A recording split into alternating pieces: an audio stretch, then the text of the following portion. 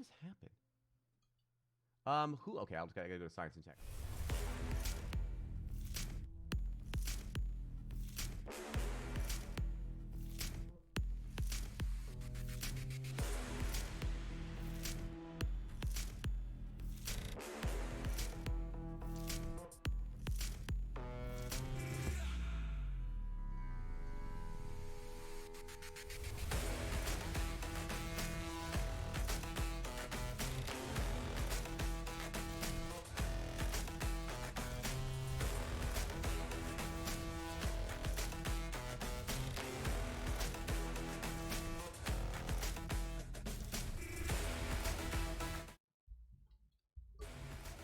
All right.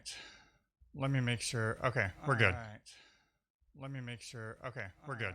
Every time I start this stream, my mod view in Twitch ends up turning me like to play, which just drives me nuts. So, okay. So we're going to continue bot development today. It's actually a little warm in here. So we added a couple of commands last time. I'm trying to remember kind of where we left off. And I know we added some additional commands. And let's go looking through our repo here and see what we can hit. I really want to start focusing on, oh, that's right. We were looking at the LRU cache as an option. That should be pretty straightforward to implement. So we could probably start there. I'm running late today getting back from a meeting that I went to. So it's just sort of crazy right now. Okay, so I'll set up. So one of the things we can work on today is getting this LRU cache. Let's get some tunes going. Oh yeah, this is, so one of the things, another thing we wanted to look into was whether or not we can fetch an OAuth token from the client secrets and stuff, because we're managing kind of two different things. Hey Peter, where am I? I am in Florida. Is that the question? Like where in the country I am located? Oh, how am I? I'm doing really good. I'm like kind of rushing because I meant to start 10 minutes ago, and of course I had a meeting that I was not at the house for, that I ended up running late for. But how are things going with you, Peter? Oh, so let's knock this one out really quick. Somebody mentioned this in the chat last time. Oh, no worries, no worries. So somebody mentioned this in the chat last time, and we didn't account for it. So let's account for that first. That is in our bot actions. It's our shell exec. Now, where do we put the give points? Is that just in our Twitch logic? This thing's starting to get bigger where I kind of forget now.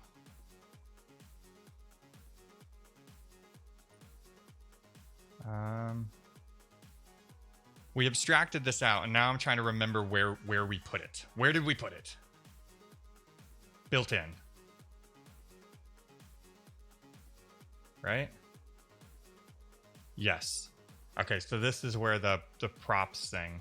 So this is where we're trying to get the current user, and we're parsing the number of points. Okay.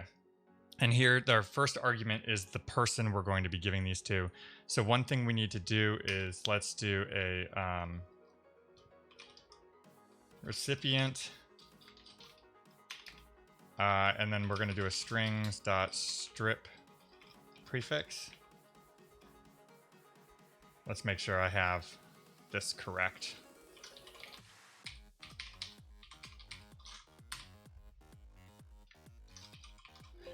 Sometimes I forget the order of, no. I don't have prefix, trim prefix, and it's our string, then the prefix. Okay. So our string is command.args 0, and we want to trim off the @ symbol. And this is just so that we can do both a props 100 user and also an at user. So that's sort of why we're doing this right now. Trim prefix. And then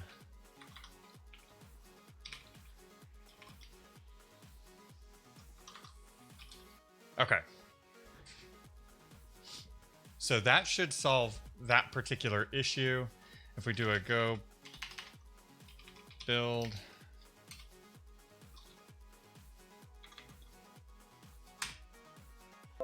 so we'll just run this really quick and we should be able to try a props 5,000 and ooh, do we mix things up?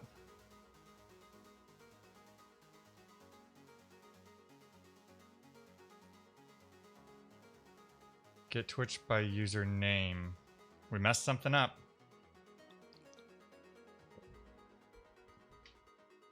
So why are we parsing a uint? Oh, I went in the reverse order. So it's props at Peter, then 5,000. There we go. Dr. Dumenberg, welcome, welcome, welcome. I like the color choice. Does it accent my eye color?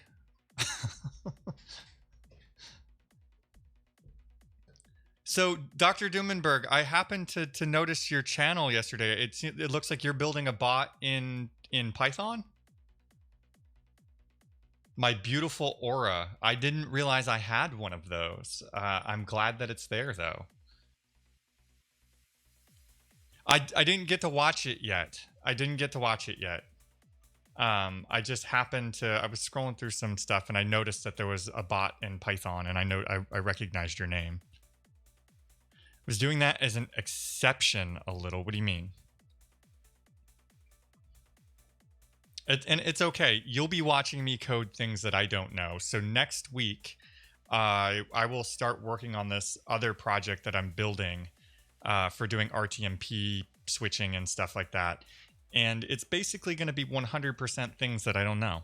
I've done a little bit of Rust, not a lot. And that was months ago. So I'm basically starting all over. So I will be doing all of that in Rust. And I will be building stuff with a library I've never used before that's written in C. So you're going to get to watch me fumble around a lot as well. So you want speech recognition, but all my bots typically run on a Pi. The pink looks good. Thanks, Voxel. That was Dr. Dumenberg's choice, and maybe we'll keep it. So do I get a mic for the Pi, or do I find a way to stream input from Windows to it? So you could do either or both. So you could have something just listening to the audio on your desktop and then have that forward it over to have the stuff done. Or you could do the speech recognition just on your desktop device and then have it react however you want. I mean, having multiple microphones, probably not so useful.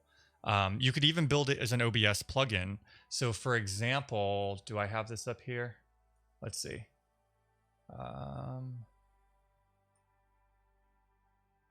Okay, so these are not enabled right now, but this is a Cloud Caption plugin. And if I enable it, is it going to work?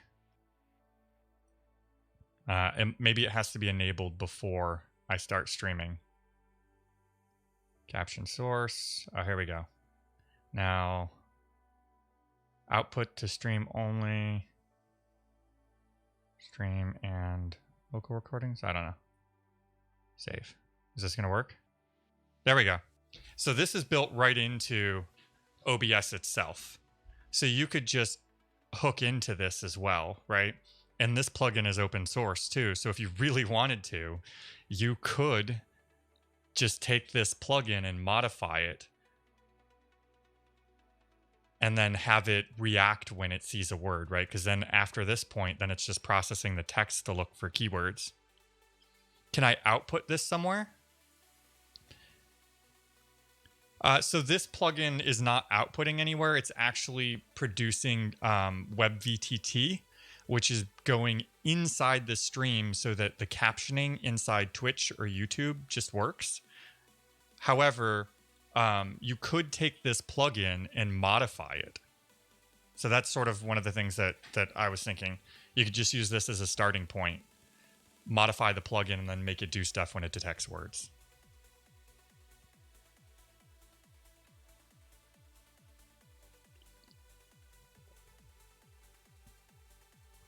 Okay, so that, we can close that ticket. Why is my email open? You guys don't want to read my email, do you? Okay, so this we can close. Okay, I'm looking at that now. What was the captioning something? So this was Cloud Captions OBS.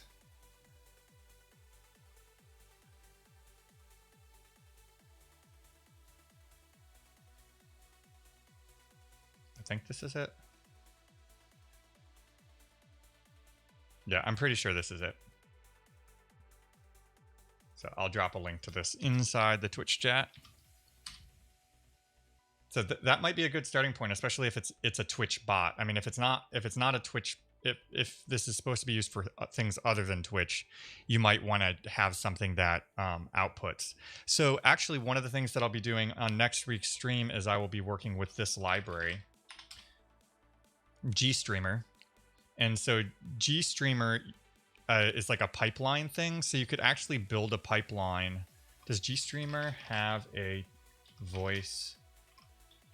Let's see, speech recognition.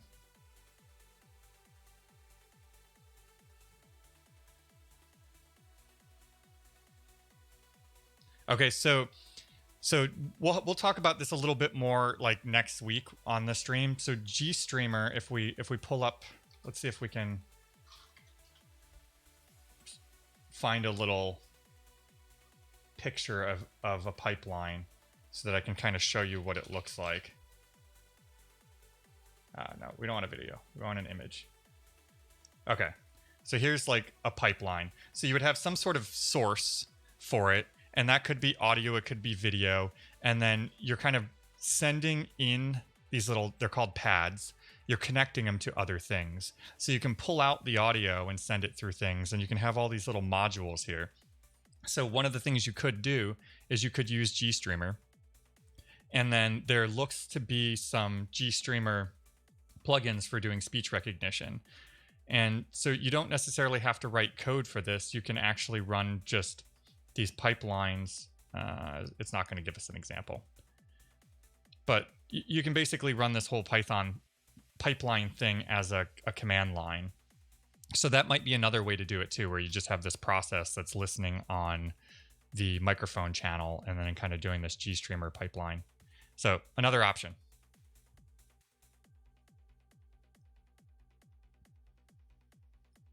All right, what else we got? So let's see if we can do this, because there's been some confusion in what keys and secrets that we need, and I even keep getting confused by this. So it's a Twitch bot, but I'm sure at some point I'll be commanding armies of AI bots to respond to my voice. Do you mean only when you are on Twitch stream, or do you want to have this run no matter what you're doing? McCann, it seems like it's been forever since you've been here. Yeah, so I didn't stream at all last week. I started the new project at work. I really needed heads down time to figure out how I was going to implement it. We'll actually be working on that starting next week on this stream. We'll do some stuff actually with GStreamer here. And it also happened to be my girlfriend's like residential week for her new graduate program. So just crazy all the way around. I didn't stream at all last week. I had some stuff come up yesterday, didn't stream. So really, it was like Friday. Then I skipped a week, streamed on Monday, and now here we are again. So I promise, I will try not to let this happen too often. I'm going to try to stick to Monday, Wednesday, Thursday, 1 to 4 Eastern, or later as much as possible. And then, you know, I may do some stuff in the evenings just for fun. So we need 2 versions. 1.0 is only when streaming, so people can witness the destruction. 2.0 will have. I think that if you're going to have it work off of OBS, I think you should just start with something like GStreamer or something just out the gate.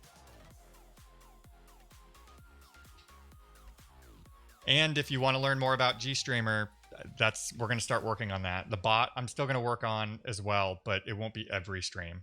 So looking at line of code to Pulse Audio. So GStreamer is a pipelining thing. So you take inputs and you send them through filters, which do things, which can split up the audio and video. We can apply effects, things like that. And then it can send them somewhere else. So that's basically what you want to do. You want to bring in the audio as an input, and then you want to send it through this text recognition thing. Okay, somebody in a prior thing sent me a link for Twitch. What's it? The TMI OAuth? Yeah.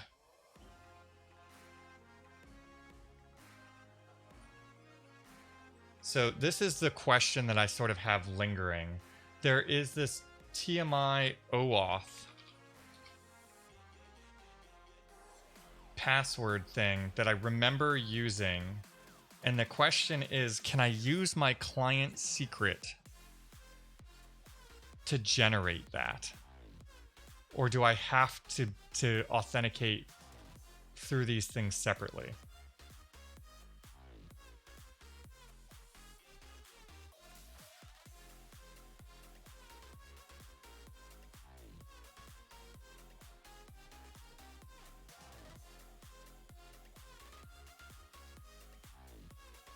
So let's look at the authentication logic here and see what we can figure out. So I need to find where that's at.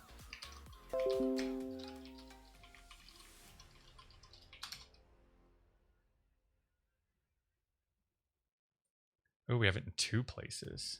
Why do we have it in 2 places? Who let me write this terrible code? Oh, wait a second. We have it here, but I don't think we needed that there, right? Yeah, so this was bad. That's not what we wanted. Okay, so that doesn't need to go there. So that leaves us with just modules Twitch. Is anybody scheming for new ideas for features yet? Oh, we still have to implement all this. So much work to do. We still have the Twitch channel too.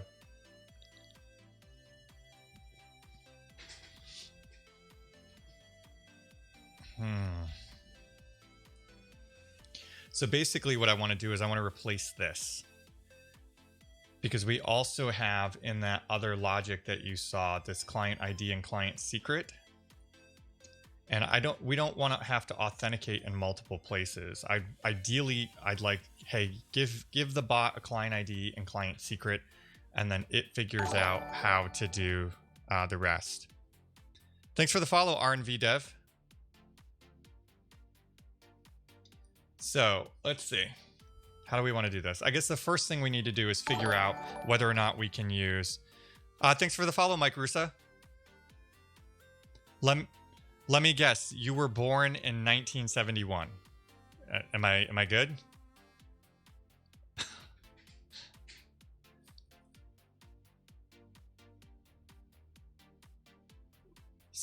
Yes, I see. I knew I should have taken up a job at the carnivals. Clearly a sage. Now, if I could guess weights right now, then I would be a sage, wouldn't I? Okay. If any arguments are supplied, return description. Oh. So this was like if I did like a help voice, right? Then this would produce a description. So we can implement that later, but there's a few things I want to do to clean this thing up first so that other people can use it. And hold on, let's get this thing running. So wait. You all aren't even ready for this. This entire time, K Thanks Bye was ready. I gotta get better about that.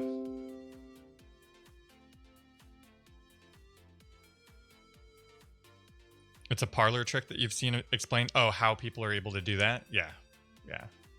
And there's been some studies on how they build the games too, so that they're basically rigged where, you know, you can't win.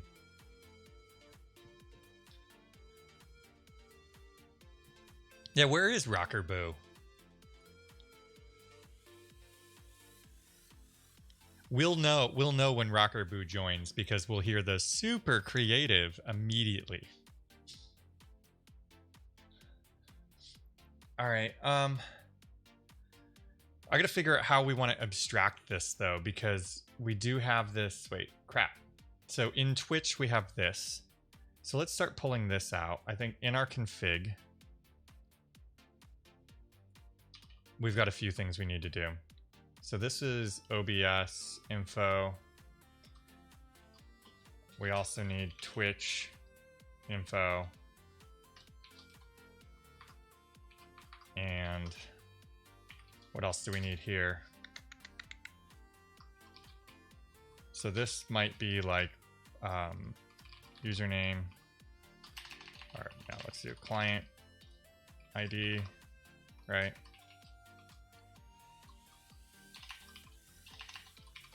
Client.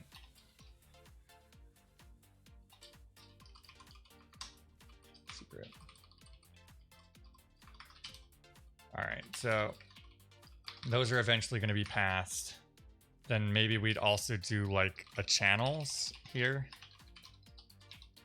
And channels, we could give it an array, right? And that could, you know, the first one would be eric.dev, right? So this would be all the channels it's going to join. And why are you yelling at me? Oh. So that's sort of the thought. What was the other thing we needed to figure out? So I think that's probably it, right? So let's look for os get env and find everywhere we have environment variables that we need to pull out. We've got a lot of them. So let's see. Oh yeah, hue.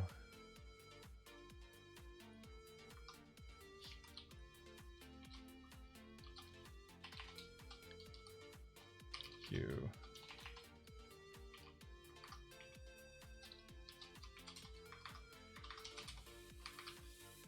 So that would be all of our information about the hue. So if you're manually supplying the bridge location,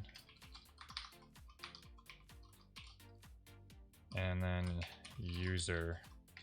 And then the question also becomes, do we persist this on behalf of somebody? I guess we'll get there when we get there. And OBS host, OBS port.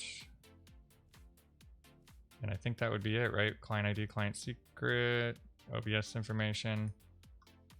Okay, and then, oh, that's the other thing we wanted to do too. And we can probably do that first. So the other thing we want to do is put something for enabled modules here. And this would be Hue and OBS for me. And the reason for this is right now it tries to connect to like OBS. It tries to connect to the Hue bridge. It's going to fail miserably if you don't have OBS WebSocket set up or you're not using Hue lights and things like that. So we need to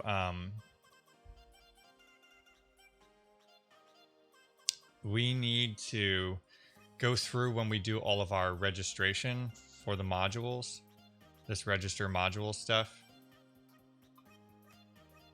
Where are we looping over our, okay, so here's where we load the config, arranging over the commands. Oh. So that brings up a really, really good point then.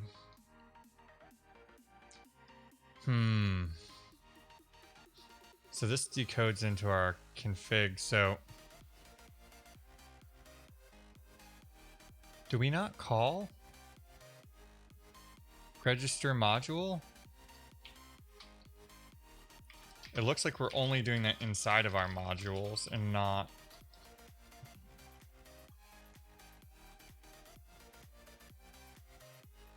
Yep. Okay. So we are going to have a bit of an issue here. Crap. Oh, here's our init. That's right. So this is where we range over.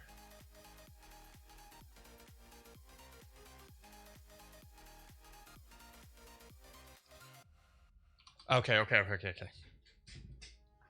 Like sort of just making sense of all of this again.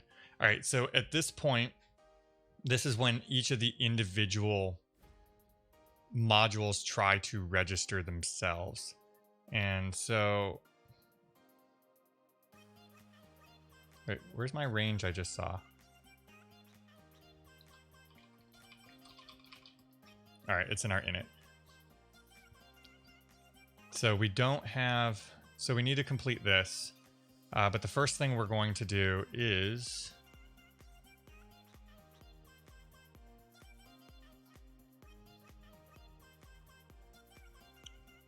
so at this point, the modules are already loaded.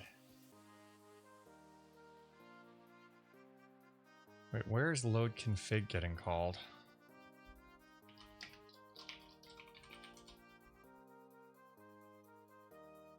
Main.go calls load config directly.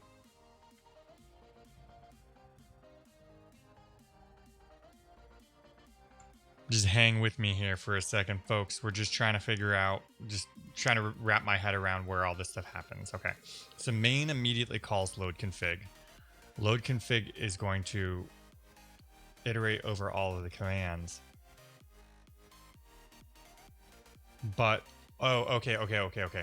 So we need this to happen in register module, I think.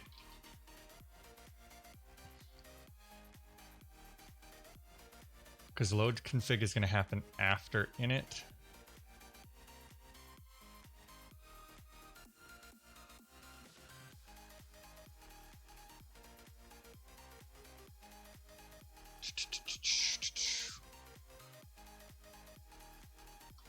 Just trying to think of where the best place for this is. So I think that we don't want to call init if it's not in the config. I think that's what we're going to have to do.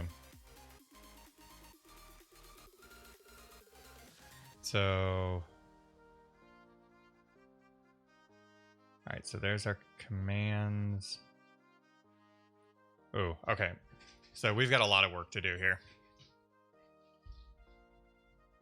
Refactoring sucks.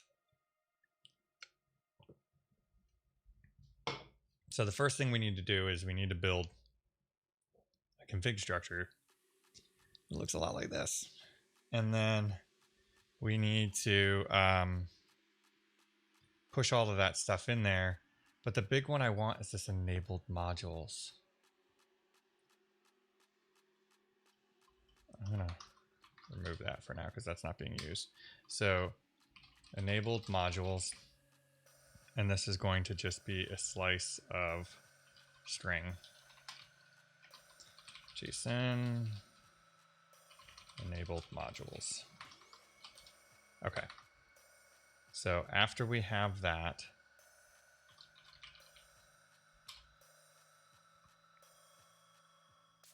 we need to ensure.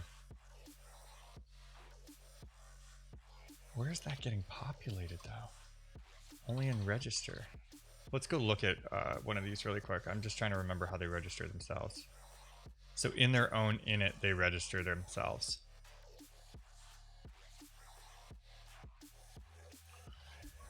This may require a bigger refactor than I thought. So this init function is called like basically right out of the gate. So they're already going to register themselves. So we have a couple of options. we either need to refactor how that works so that they don't call that.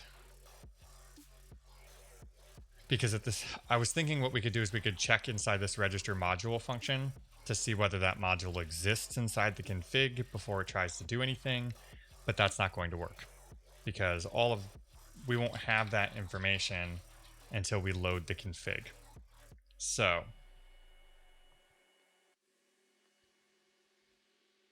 I suppose the other thing we could do, when is this init function being called?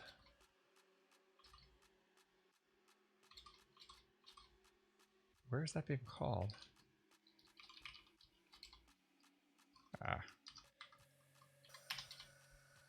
Whoa, that is not at all what we were looking for. agbot.init. It's on main.go. Let's just look at main.go really quick.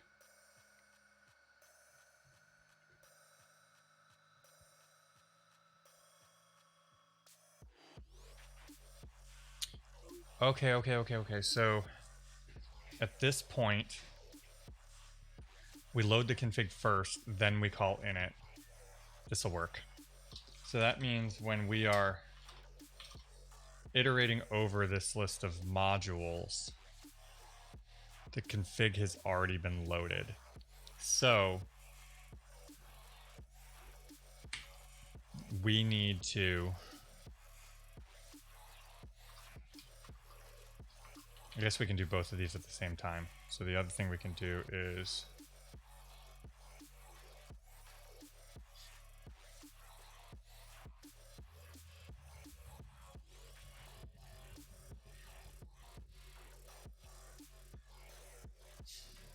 do we want these to be specific or not?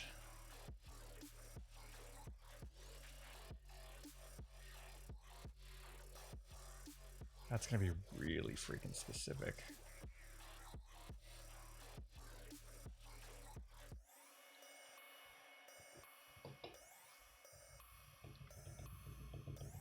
So thinking out loud here, my issue is that how do we make this generic?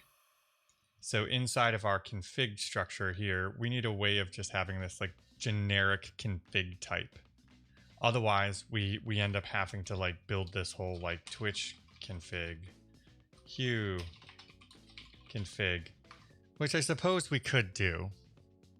But I like the idea of how these modules are sort of like registering themselves, and then we kind of break that.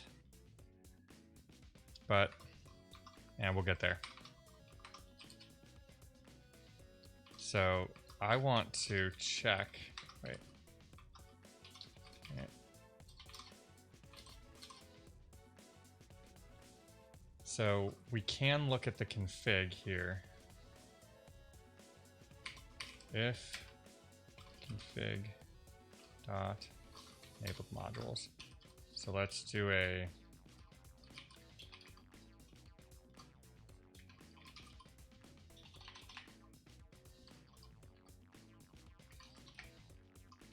so what we're going to do is we're going to loop over the enabled modules.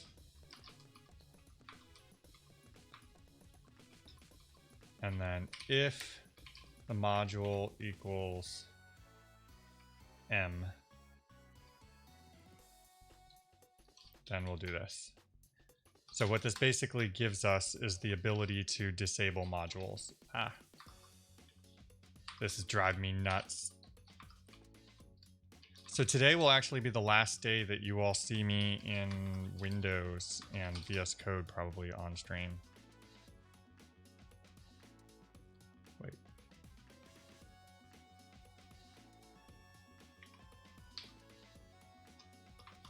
I am switching to Linux. So not really switching, more going back.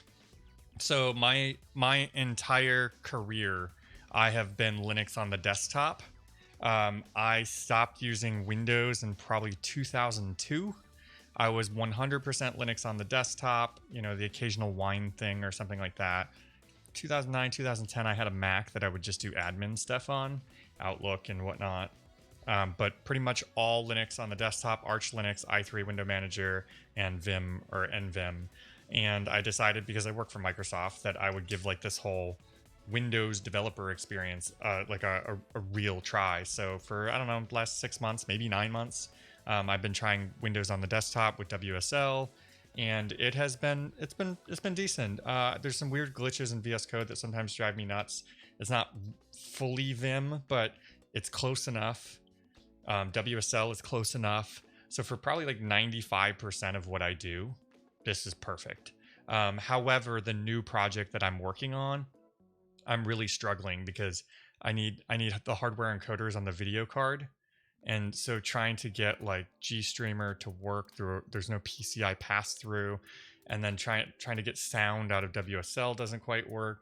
So I'm in like this whole trap of, okay, well then I have to run it in a VM, but then I don't have access to the hardware encoders. So the new project is very tied to Linux. So it's time to go home.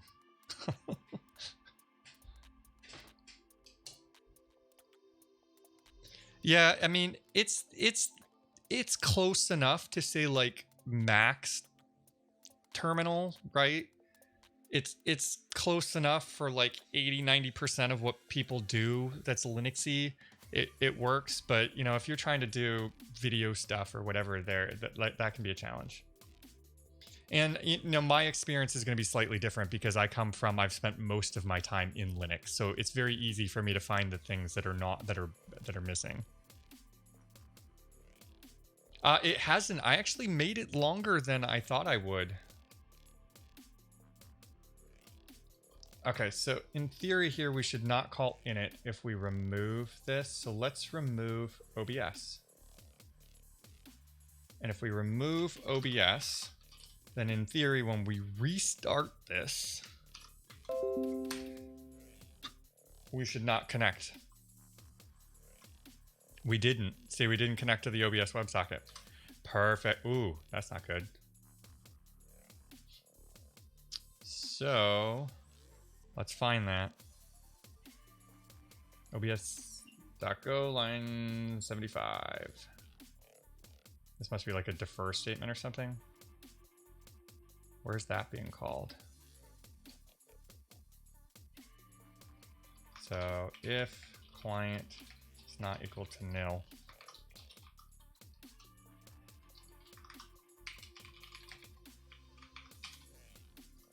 All right, let's try that again. Ooh. Mismatch OBS client.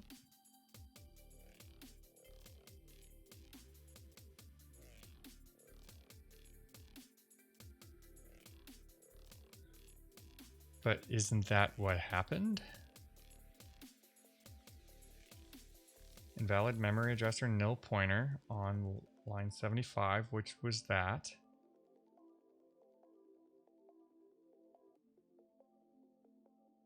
And that was a pointer to client. Untyped nil value to OBS client.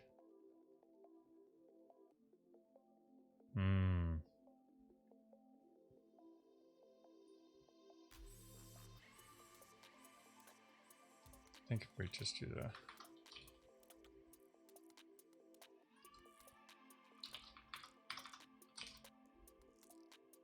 is that our issue?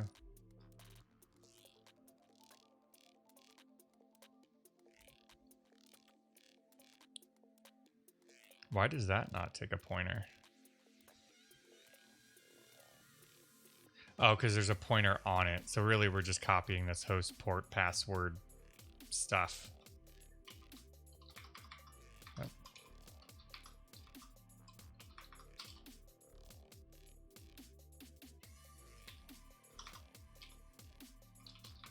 It's kind of weird though. I don't know if I want to do this either.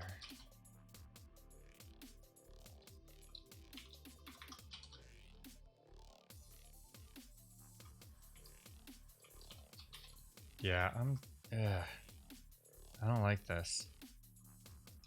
You ever do that where like you try to refactor code and make it better and then you just feel like you're making it worse?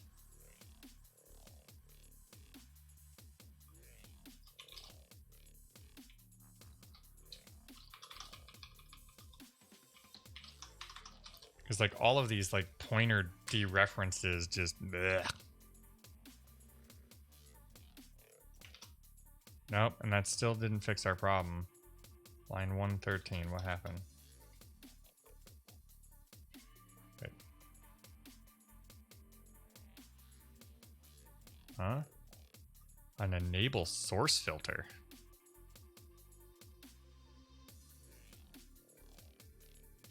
Oh, because there's a cleanup. So there's a cleanup logic here. Where is it? Is it in main? I think it's in our main.go.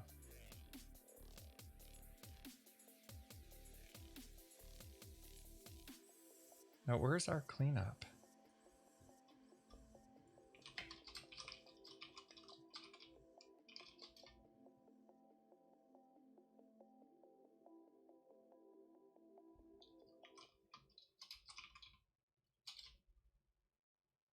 It's in run.go. That's right. So there's this like, what's happening is there's this cleanup logic in command run.go.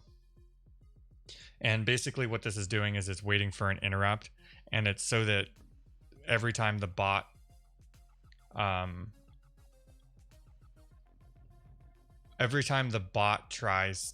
is shut down, it ensures that like a filter doesn't get locked on my voice. So it basically turns off any filters before we shut down.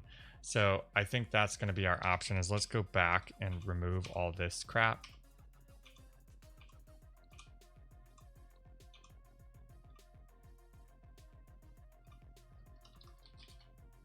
Make sure that compiles. Oops.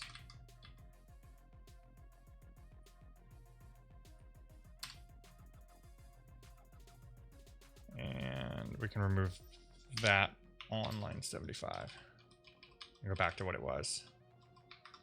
All that work just to throw it away. Okay, so that works. That's going to blow up. But how we can fix this is we really should have a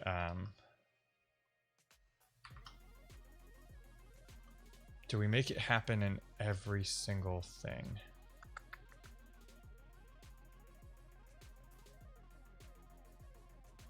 So we can basically wrap every call in here saying, hey, is my module enabled? Are you allowed to do this?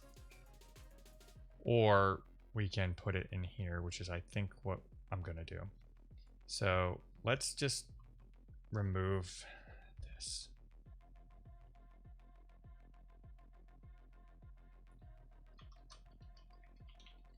So we're basically going to take all of this and we're going to move it up a level.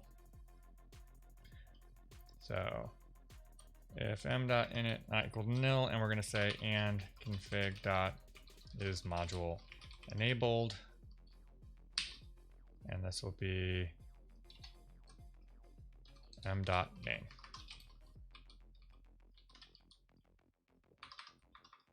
Let's remove that. We're going to steal that. So now what we're going to do is we're going to come back on our config object here. Func config is module enabled m string. Cool. So we're just going to create a helper function on our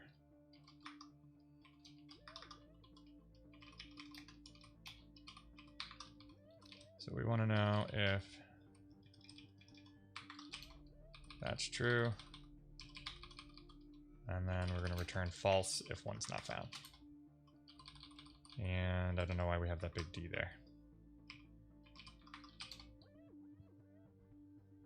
So there's a save transcripts option for that OBS plugin. Pretty sure I want to start here for the sake of beginner simplicity, but I'll regret later though. And hitting you up like you were right, should have started with GStreamer. Yeah, I mean, but it's all, I wouldn't see it as all wasted time, right? There's oftentimes I will go down things. You watched even when I started building this, I will spike things and then I will throw them away. And that first iteration, you're going to learn a lot more about the domain itself. And there's going to be some of the code from the point after you recognize the text that you will build that you're not going to have to rebuild. So I wouldn't see it as wasteful.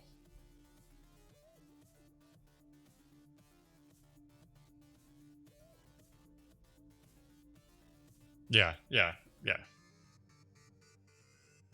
Okay. So now we're checking if that module is enabled, which now means that we can come in here and we can say bot.config is module enabled, and we can ask it, hey, yo, is that the capitalization of this module? No, all uppercase. Is OBS enabled? If OBS is enabled, then we're like, yo, clean yourself up. All right. Ooh. 130 argument after. Oh. If. What am I doing? It's like day one programming for me or something. Wait. What? Want bot.config string. Huh?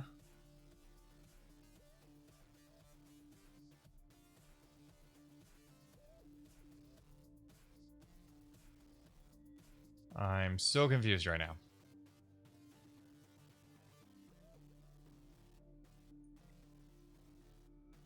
Bot.config. Yes. And then we're calling is module enabled on it. This makes no sense. No sense. And my wallet digging into me. Okay, so this is the module name, or the package name. That is the value we want out of it, right? Oh. Okay, so this isn't exposed. That's our issue. When we're running this, it's just confusion. So this is the actual type bot config, not our instance of a bot config. So that's why this is blowing up. So we got to figure out how we want to expose this.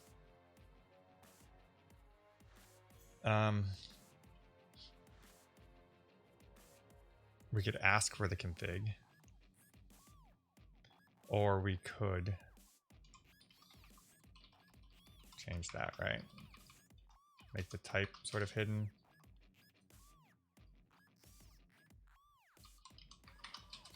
We're having some conflicting names here.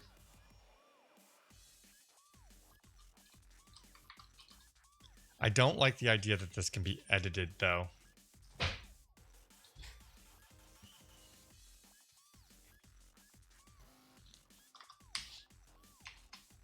Yeah. Okay, let's keep this hidden. Let's not do that. So here's what we're going to do. We're going to take this completely off here, and we're just going to say bot is module enabled.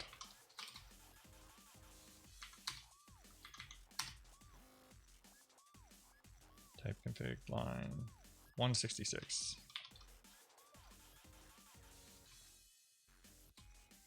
And now we're just at the package level. Boom. What? Oh. So now we don't need all this. We can just say bot, yo, is this module enabled? Done. And this will allow each of the modules to be able to ask for themselves too. Okay, perfect. So now we can go back and add this in here. And what is the hue one called? Because I don't think it's all lowercase hue, is it?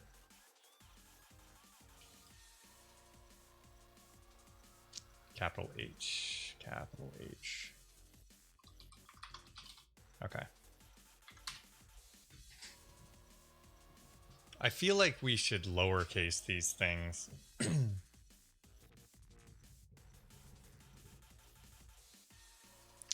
Ooh, that's not working though. I don't see us connecting to anything, so we broke it.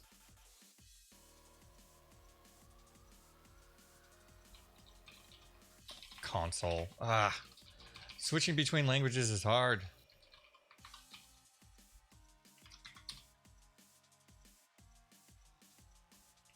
Nope.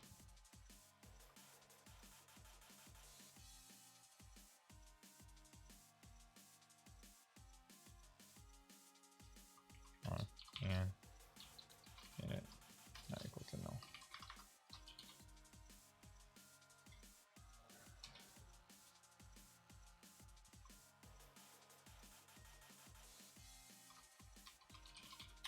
I keep doing it. Console.log. Stop it.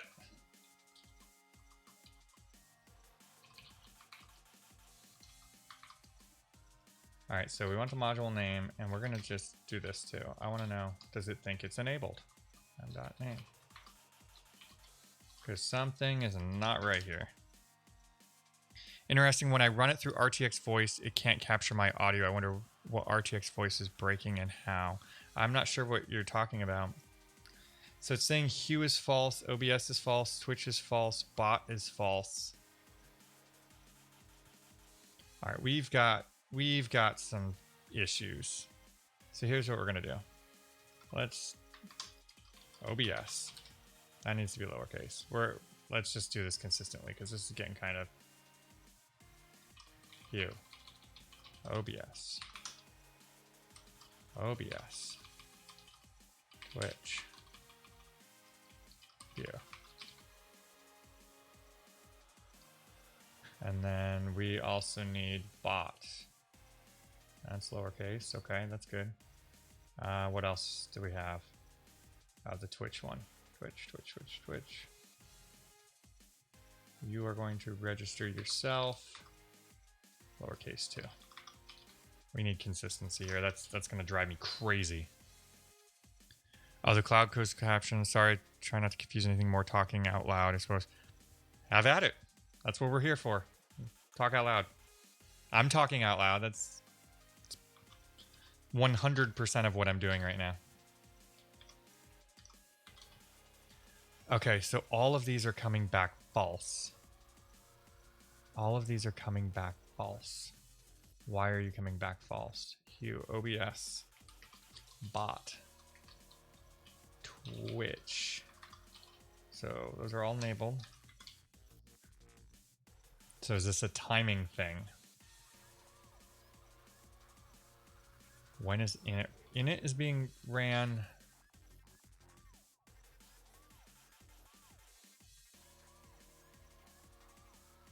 Hold on, let's move this. What am I missing here? Okay, we load the config first and then we call init.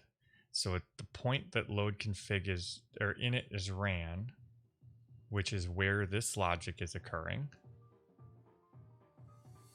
the config exists, so it should know. So let's see. I'm just gonna spit out config enabled modules here and let's see what it thinks is enabled. Nothing. So there's nothing in enabled modules at this point. So is it a marshalling issue? Config enabled modules. Oh crap. And we broke some stuff here too because there was the Twitch user thing too.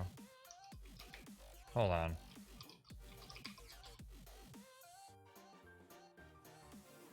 I don't think we were using that yet.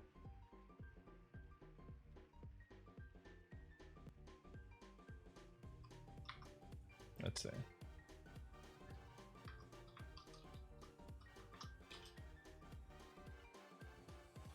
Let's move that there. So there's...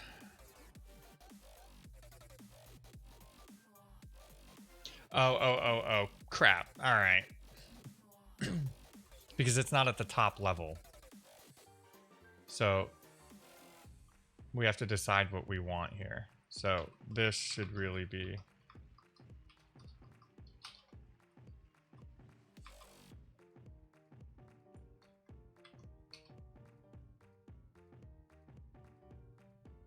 Okay, so that was our issue.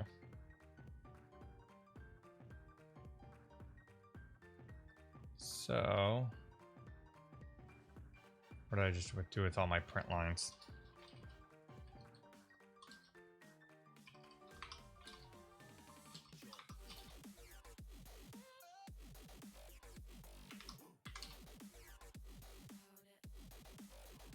All right, so that should work. That solves our one issue. Now, I suppose we could probably do like a... So we need to think about how we want to pass this stuff too.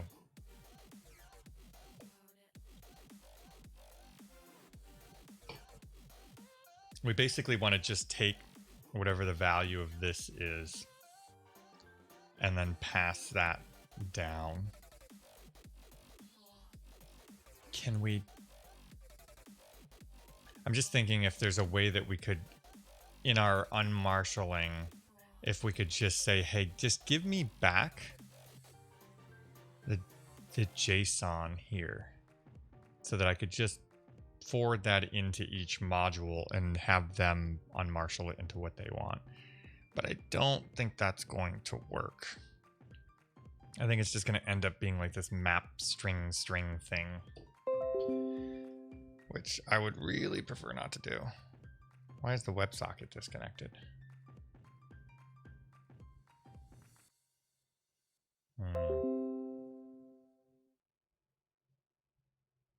Oh, weird. It just reconnected itself.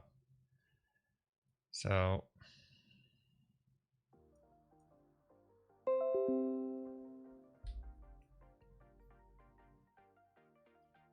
Interesting. I'm getting a bunch of notifications of a WebSocket connection connecting and disconnecting into OBS. So I wonder whether there's some sort of like issue here.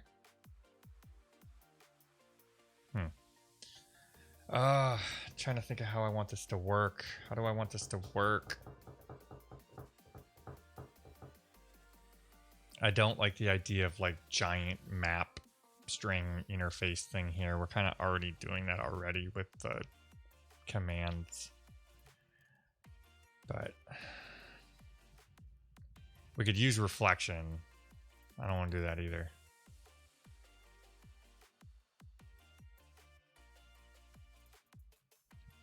I think we also need a way to say, hey, grab this from the environment too. Maybe if we prefix it with a $sign.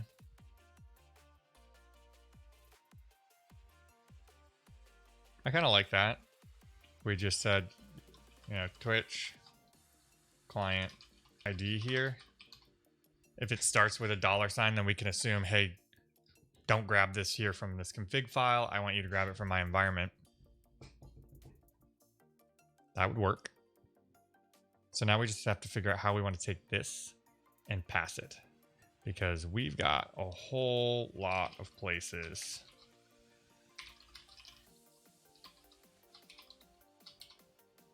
Accessing environment variables, and I don't like it. It just seems weird to have everybody have to set up all of these environment variables. I mean, but we could do it.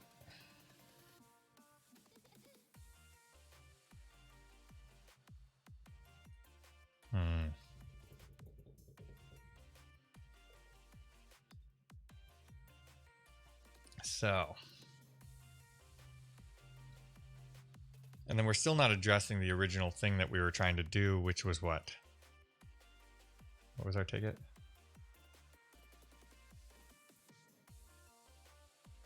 Oh, right. We wanted to check to see if we could fetch that. I think this WebSocket reconnect logic is working.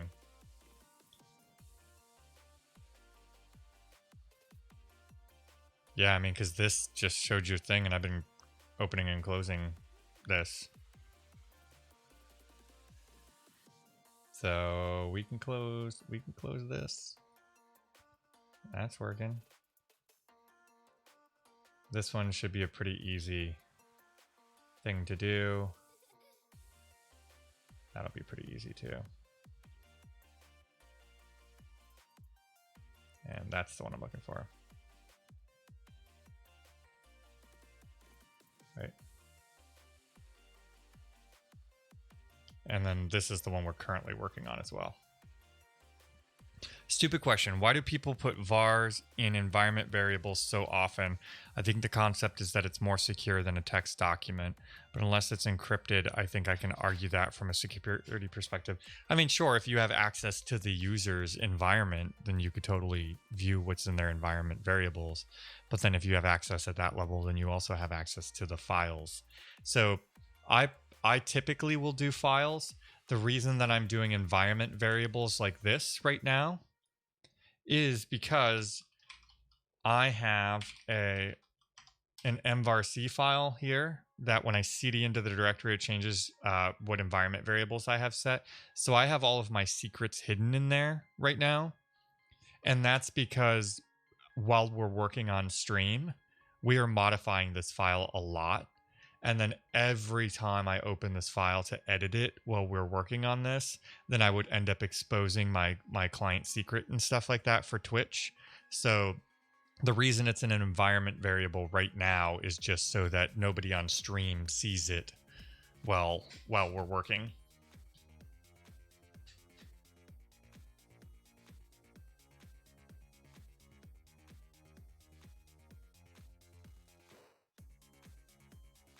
All right, can we fetch the token for Iris? So this is the thing I wanted to try. So where was the Twitch OAuth token? Okay. So I want to know, where's our Twitch.go? Twitch. Oh, but we did it in the user too, right? Is this where we're connecting to Twitch?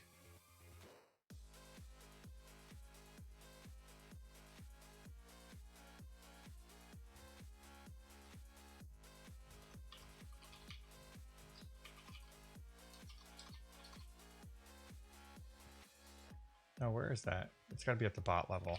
Where's our Helix client? On command.go. So there is another thing I don't like here, which is the fact that we've got this tie here to Twitch at this level. But what I want to know is, can I take this access token and can I use that as an OAuth token for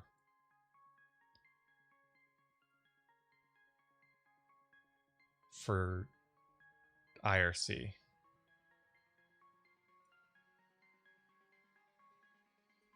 And that's sort of what I'm curious.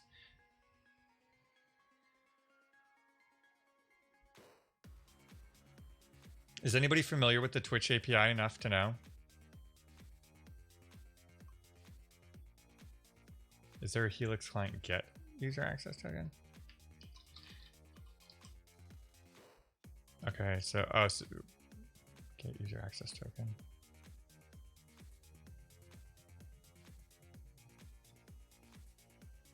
Yeah, so this seems to me like it is exactly what we think it is.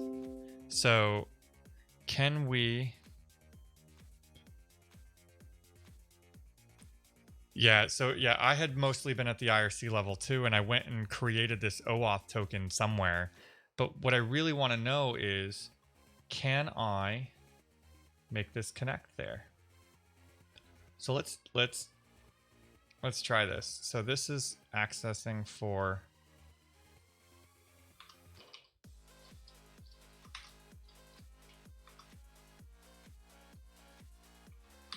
So what I want to do here is we want to get this from somewhere else. This is in Twitch. Can we say bot dot... We'll just say OAuth token. I don't know. This is not the way we're going to do it. I just want to kind of, before I do a bunch of refactoring, I want to see whether this is going to work the way I expect it to. So in this command.go, in our init, we're doing this. Okay. And this is happening before run. So that should work. So let's do a... var OAuth token, right? String. So then when we do this, we get the token. I want to see. I'm very curious. Let's just set OAuth token equal to this. Assuming, is that the right type? No, it's a token response dot. Is it data? Data access token. And then I'm going to print this too. I'm going to print just the first two characters of it, because I want to see whether it's OAuth, or I guess we could do the first 5. I trust you. You're not going to steal this from me, are you? Okay, so now in theory, this should use that OAuth token. Wait.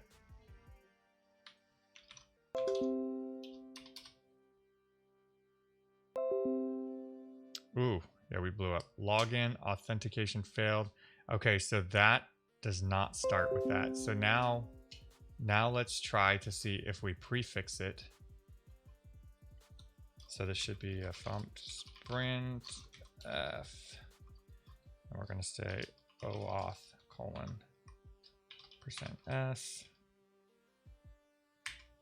and this was in token dot. Now let's see if that works. I don't know whether these are interchangeable or whether.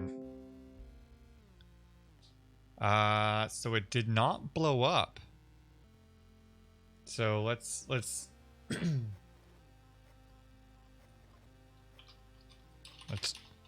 check.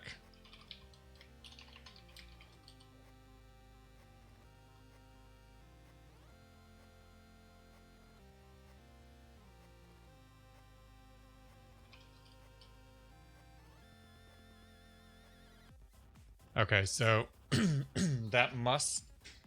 Well, no, because it yelled at us last time that it was invalid, right? Login authentication failed. But we don't have any commands coming. So that can't be right.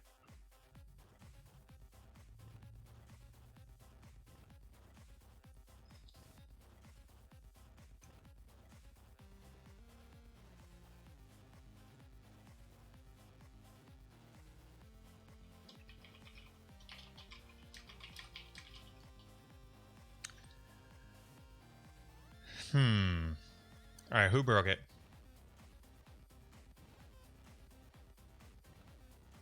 So in theory, this should be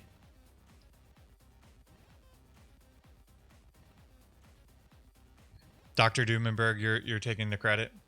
All right, I like it. So you broke authentication. Basically, all I'm trying to do is right now for Twitch, we have this Helix client, which is the web API, and we have a client ID and a client secret. Then we go and we ask it for an app access token. Wait a second. Get user access token. I'm confused now. And what code are we using for that?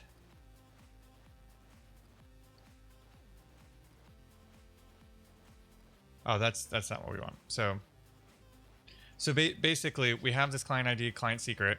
We go and we get an access token, and that's what we store on the client, and that's what we communicate with the Helix API, the web API for Twitch with. That's all working. Now, inside of our Twitch logic, we have the IRC one, which we were using an OAuth token, which we found through some website.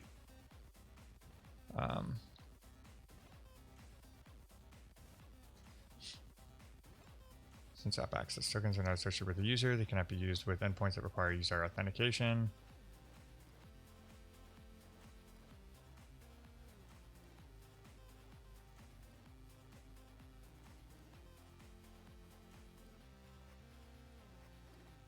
So let's see.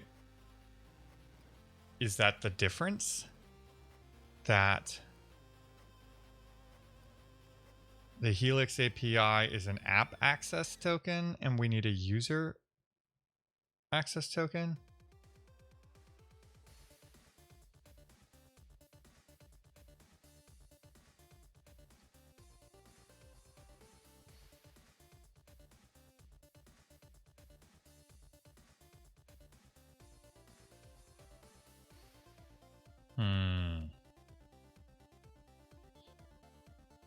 I can't even remember where I got that from.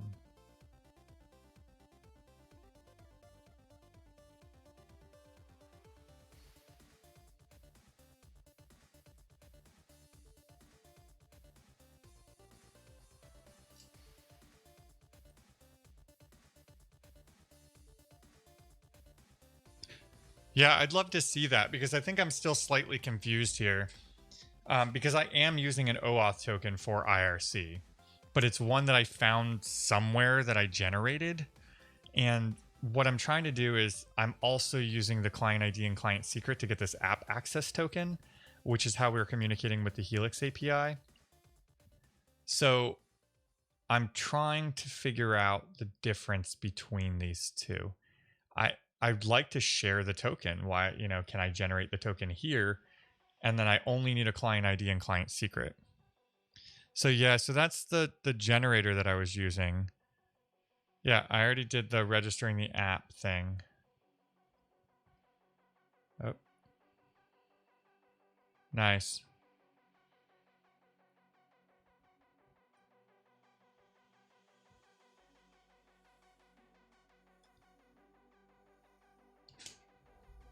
All right, so now we get to figure out how to revoke that token.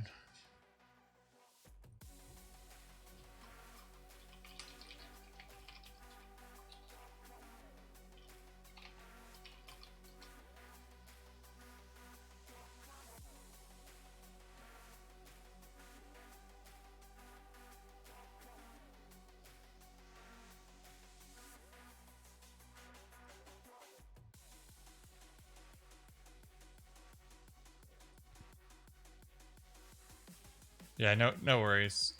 It looks like I can just...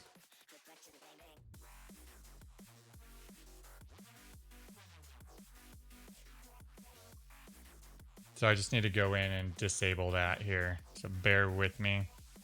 And then we'll have to generate a new one. I think I did this before too. All right, so where are my settings? Settings.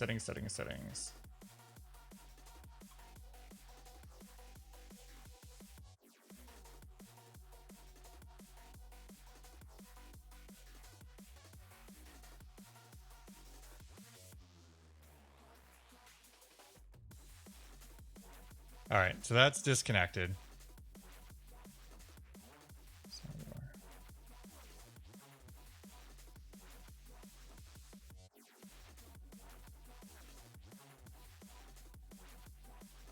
Okay. You had similar issues too? Yeah, I mean, some of this flow is just kind of odd. So, all right. Now I need to go back through and connect this and authorize it. And there's my token. Okay, so now I'm gonna pop the secret screen. Oh, that's not aligned right. And I'm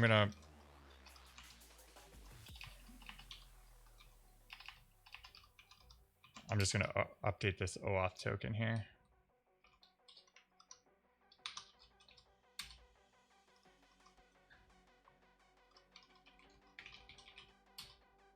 All right, now let's see. Oh, it's still not, that's not gonna work right because we're still in this like broken state. Let's just double check that our new thing is working.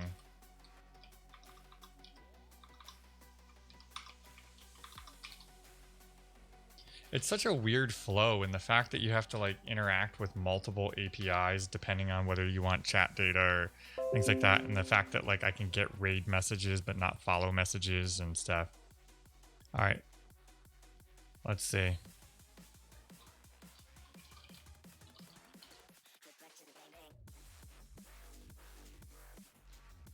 Okay, so we clearly broke something. Oh, crap. See, remember when I said weird little glitchy things in VS Code with the Vim plugin? That's exactly what I'm talking about. All right, let's see. Alert, think.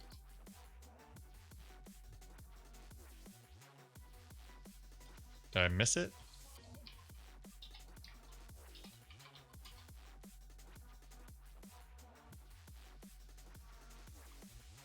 Okay. Now I'm confused. We broke something. So it's recognizing the command is being done. Oh, crap. That's because we went through and we modified all of these names.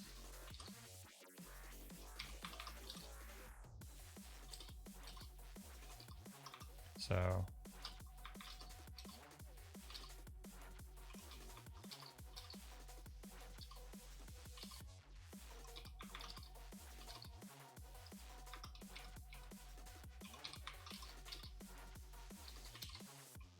I went and lowercased all these module names for consistency and did not think about all of the things that I would break.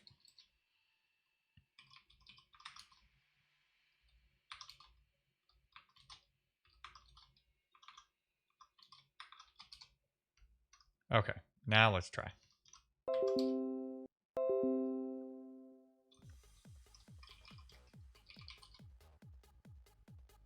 There we go. So that's fixed again.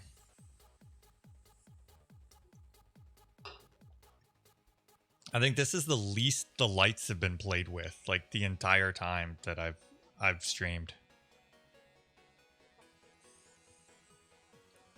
Okay. So that clearly did not work out the way we thought it should. And so, oh, that's right. Dr. Dumenberg, you were linking me to a tutorial and making me expose my secrets. So, okay. Let's see. Installing a thing, configuring. So, TMI token, client ID. So this is having you go and generate your own TMI token too. So is there not a way to get it from your app thing? What's going on, Skip Note? So we are currently trying to do some refactoring. Right now, I don't like the fact that the bot, the configuration of it. Right, the TMI token is the OAuth token. So what we're trying to figure out here is I have two spots where I'm connecting to Twitch. So I have the Helix client, which I'm using a client ID and client secret, which I'm going out and getting an app access token, then storing that. But then I also have the TMI interface where we're connecting to IRC, which has its own OAuth token, which I generated in a separate place. And what I'm really trying to figure out is like, is there a way for me to be able to just take my client ID and client secret and go out and get that token myself? And I feel like there should be a way. And it looks like I'm assuming that's a user access token that I need. So we have the ability to get a user access token here, but I don't know what the code is.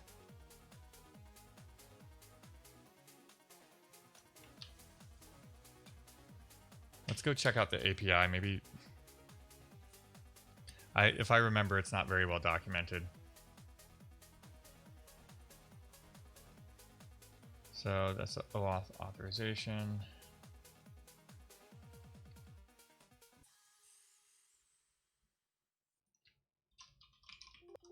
Nope.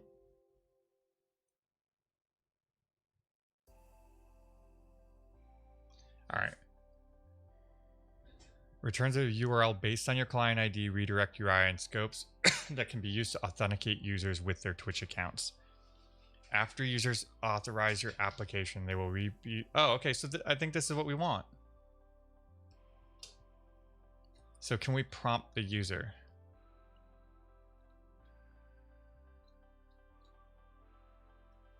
Well, we don't have a way for... Okay, so maybe we should come back to that. We're going to add this in the notes. Yeah, the API is super weird. And not in a creative way. So, yeah, so this looks to me like we end up needing to call out to this.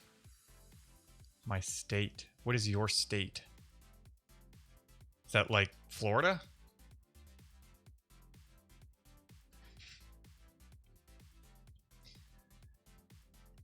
So, okay, so this looks like if we use this, we could generate a URL, which we could give to the user, and then we could have the user go authenticate. And then that would return them back the code that they need in order to get our access token, which we could then use for TMI.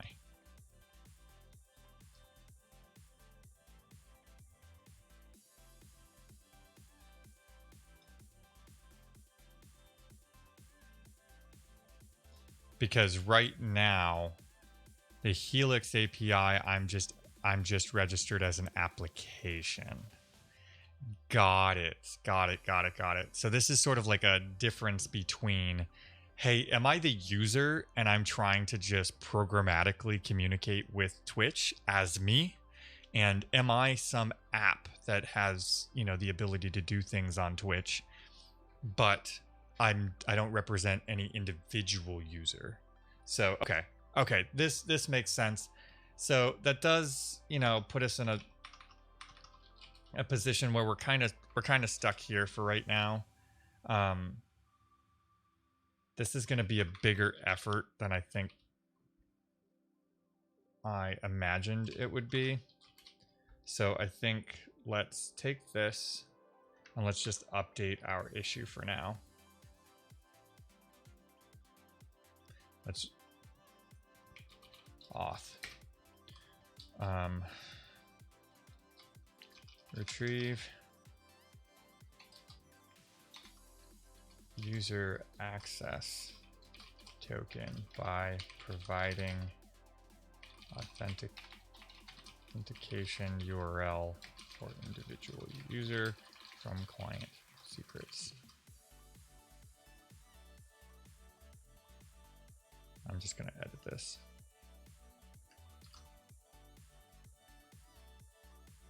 Okay, let's find something cooler to work on. So we did have this issue where the bot would fail. So right now, if we go over here and we try and run this again, this is gonna, whoa. Okay, yeah, so here we go. We got this failed to initialize database timeout. So let's try and trap this.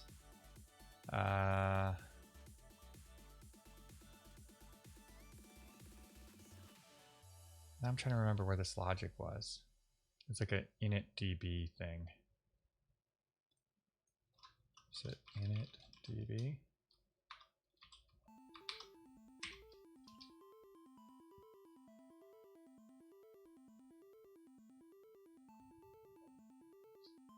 It disables the max path.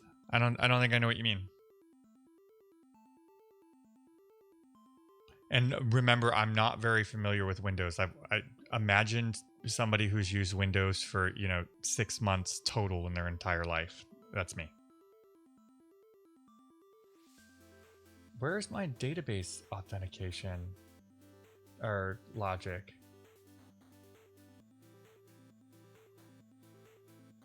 Did I do it in main? I don't think I did. Let's look for Bolt.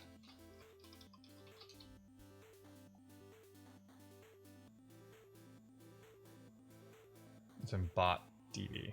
Right. Okay, so here's where we initialize. So here, I think is where we're getting the error. And I really want to see what this returns back because I'd like to trap this. I'd like to see if we get a timeout error because I think it fails different. No, because if it doesn't exist, then it will create it. So let's go look at BoltDB's logic here.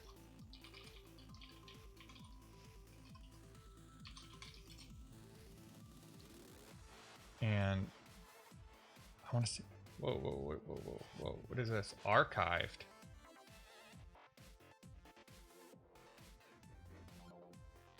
Is this not being used anymore? Uh-oh. Oh, I suggest you look at the CoreOS.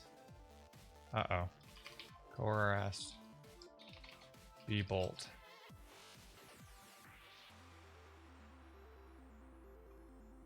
Did we pick some stuff that's like out of date? Uh-oh.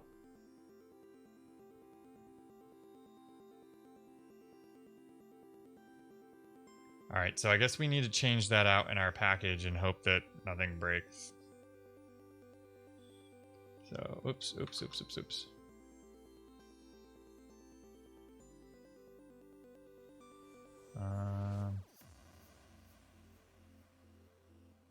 Why did we do this version of Hugo?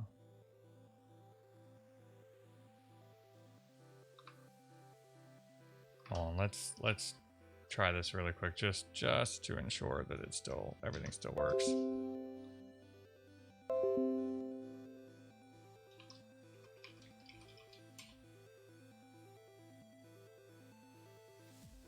Okay, so that all still works. I didn't see it pull anything though, which is weird.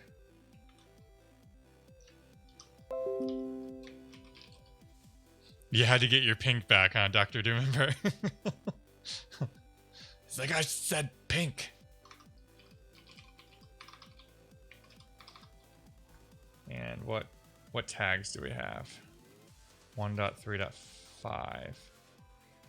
Okay, so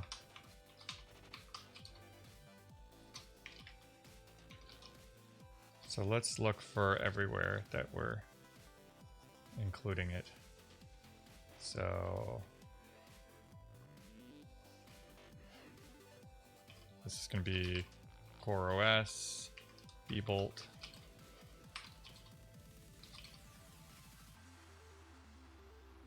What else do we have? Bot.user is also going to be CoreOS, bbolt. Oh, I can't wait to get regular Vim back. Some of this stuff is starting to drive me nuts. All right, let's see. Countdown till I'm back to Linux.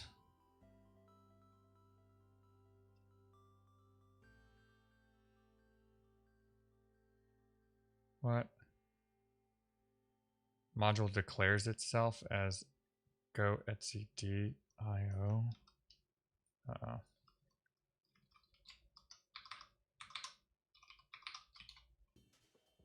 We'll change it to that then.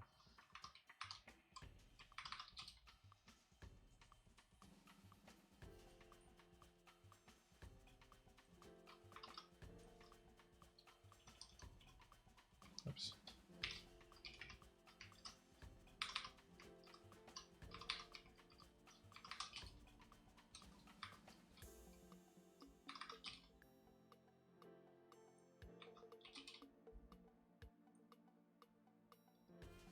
Okay.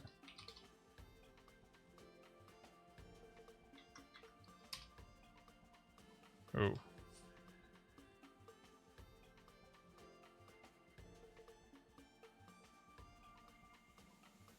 Where do we still have BoltDB included?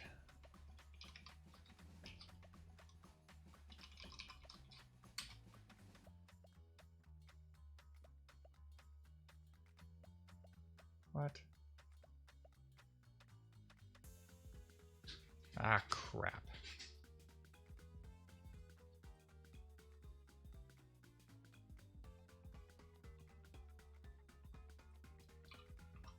I change this to be bbolt DB. Okay.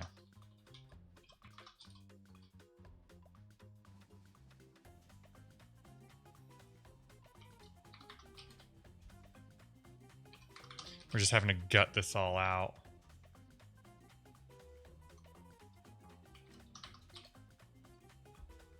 All right.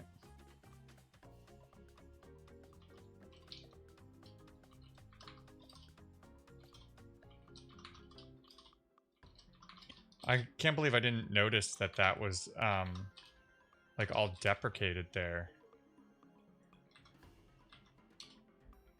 And now does my go mod file still have both in there? Yeah. Why? No. Don't want you. Go away. Okay. So now I think we're fixed. Now that we've like... Oh, we forgot about our LRU cache too. Alright, so I want to see where the open was because we had like that weird timeout issue. That's what I want. I want to...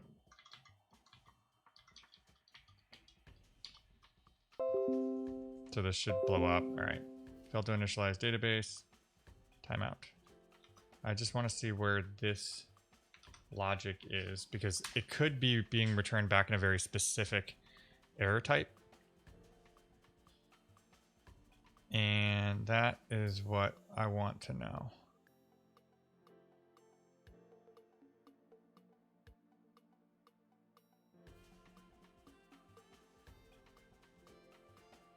No, I don't want issues. What?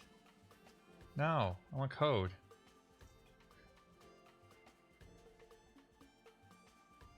Alright, so I guess we're gonna have to check the value as a string, which I really don't freaking like, but... Have a good one, Dr. Dumenberg. What is this? We need tunes. Okay, so I think what we need to do is init database. I think we should just clean up this error. I think it was in main.go. No, main.go.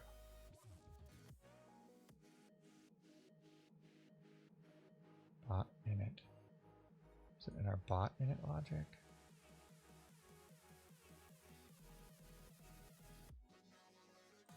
Where do you live?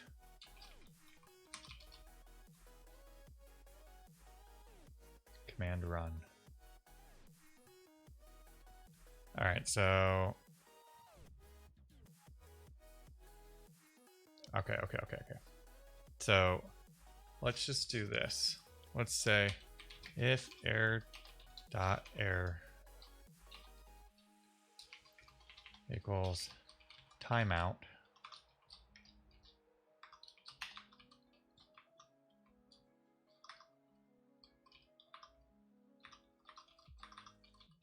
Then we're still gonna do a log.fatal, but we're gonna say timeout opening database check to ensure another process does not have the database file open.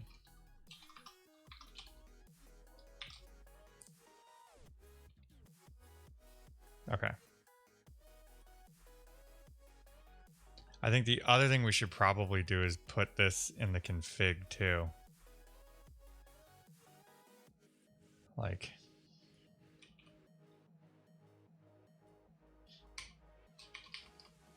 database path.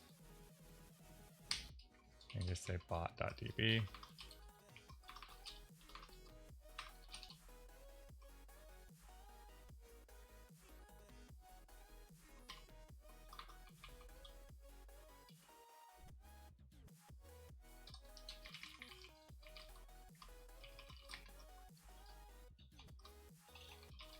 JSON database path, and then I guess we need a way to ask the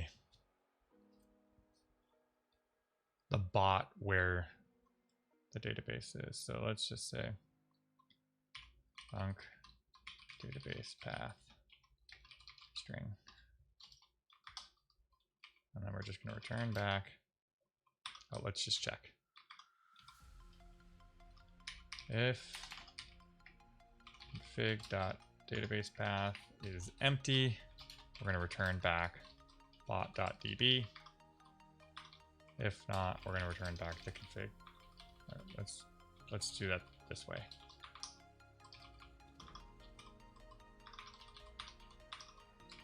Config.database path.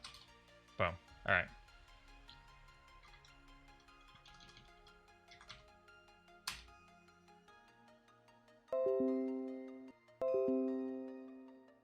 Okay, that is a much more sane error.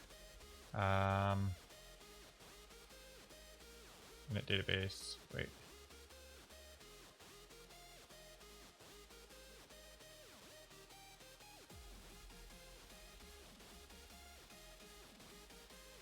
All right, so let's ask the config. Oh, bot.database path. Boom. Okay.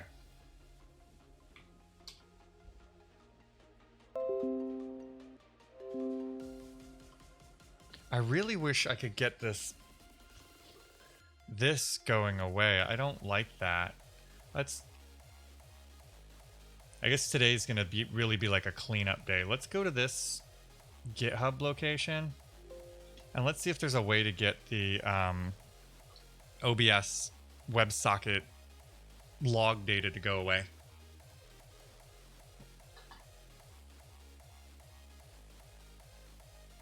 Let's see. Here's our logger.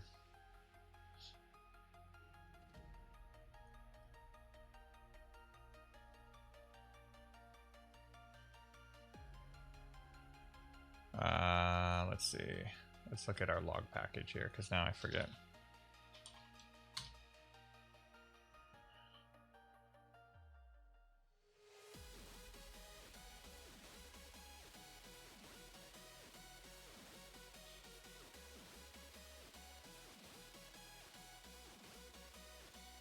I don't think we're going to have many options here, because they're just using a standard logger, so I think we may be stuck with their output unless we want to contribute back and say, you know,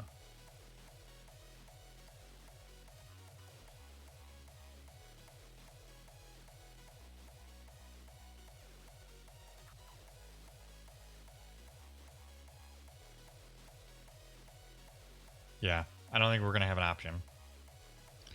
We're going to have to stick with it. Crap.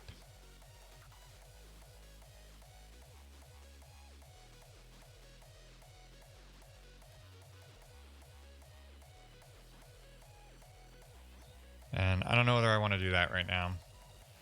We'll live with it for now. Let's just file an issue and we'll track it here, even though we want to do it to the other project.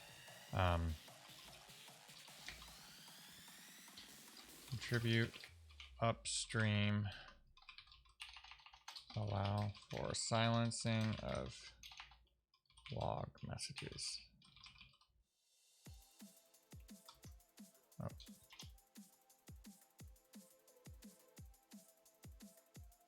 Did I close down that? I guess I did. Okay.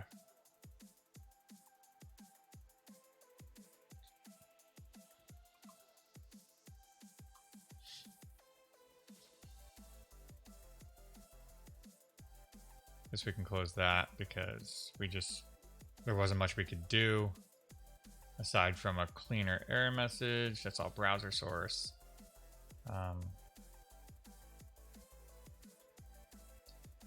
Oh, we still have this environment variable thing. Okay. Okay. So some of the priorities of what I'm trying to do now is I'm trying to get a lot of this stuff cleaned up to the point where this can be reused by other people. I really want to see this cross-channel point stuff work. That would be really cool. But I think in order to do that, we have to remove this dependency on environment variable. No, because it would just be you that are joining other chat channels. So I guess you would just have to have it listen in the channel.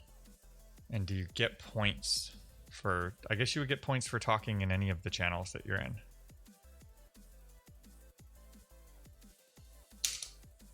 Oh, but that brings up a lot of questions too, because we have the database. Does that mean our database is tracking every person who ever chats in any of those channels? And maybe that's okay. Like you just, you know, roll up on my channel one day and you've got a crap ton of points because you happen to be in somebody else's channel.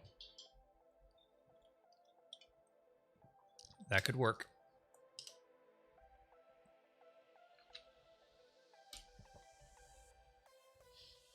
Let's implement our LRU cache. I'm just going to do that. So LRU, I know we have a ticket for that because, oops. I know we can do that pretty quickly. So we're going to use this library.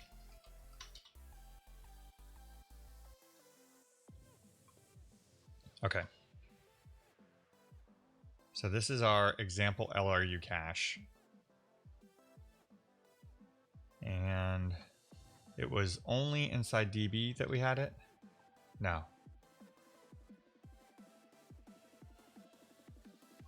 How am I storing the points data? So I am using BoltDB. Yeah, so we're using BoltDB.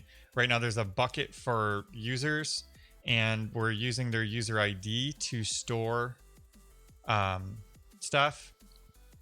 And so there's actually already this too. So I'm going to give you, I don't know, 25,000 points right now. Boom. Now, if you do a me, oh, never mind.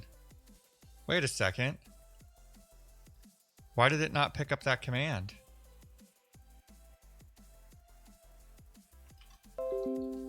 Uh-oh, I think I broke something, Aaron. I broke something.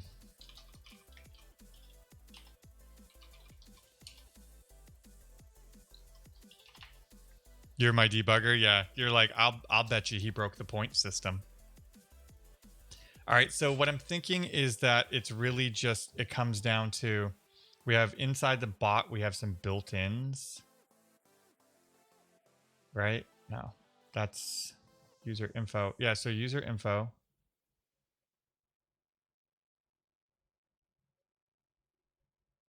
How did we break it?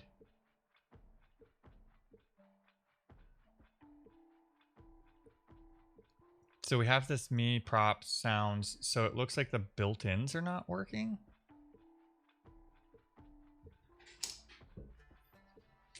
How did we break it? How did we break it? All right, so let's see, in this logic,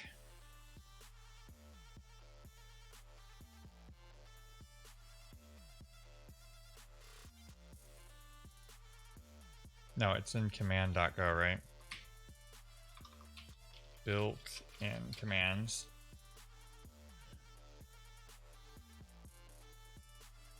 So let's see, because we should reach this level here, right?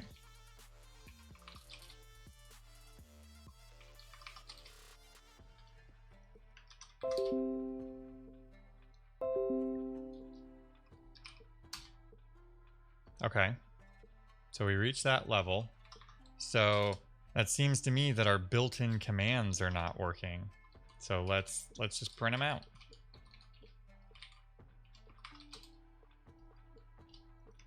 So for whatever reason, it's not recognizing that as a command. Wait a second.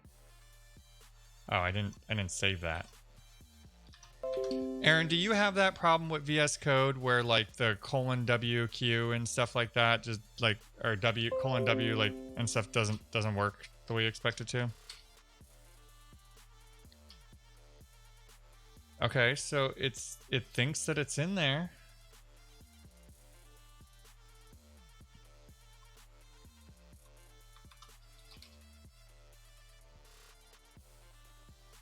All right, so this should be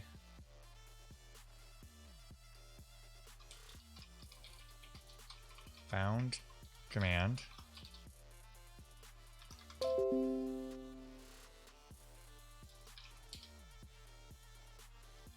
Weird. So it found the command.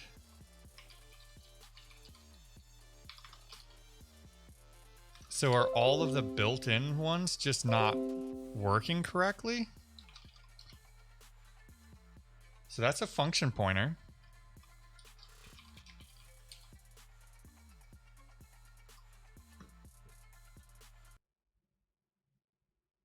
I don't hear that. This yak is as smooth and pink as it's going to get, sir. Shall we move on? I guess there was like a delay in that. Maybe waiting for the WebSocket to connect. Okay, so sound is working. What about help? Help? So help is not working. What did we do?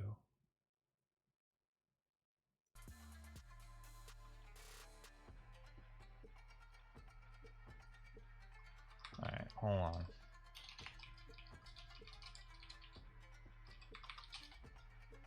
This is weird. All of this was working.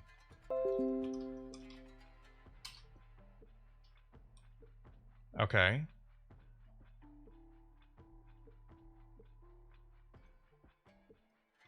Oh, crap.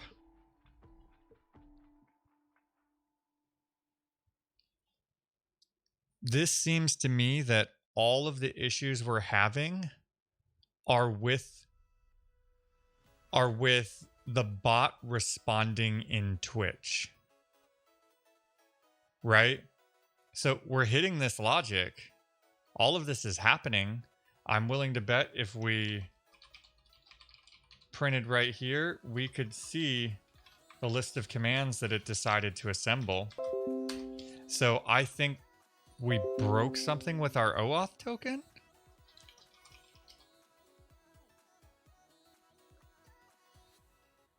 Rocker Boo in the house. Everybody was asking about you earlier. Wait a second. Oh, that was command. We want commands plural.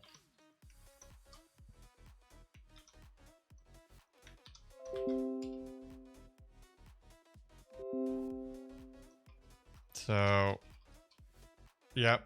Okay, so that's our issue. For whatever reason, our... Oh.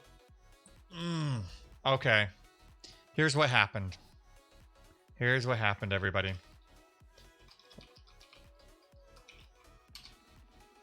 See how all of these say Twitch capital? That's because we went in and we changed all of these.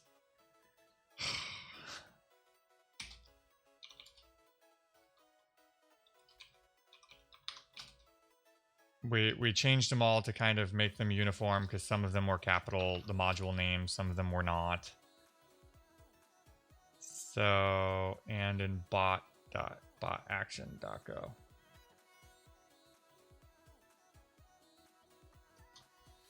Line 84.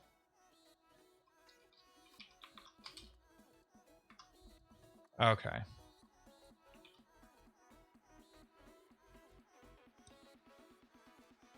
Oh yeah, Rocker Boo, you missed out. For quite some time, probably the first 10 or 15 minutes, K-Thanks Bye was enabled and the bot was running.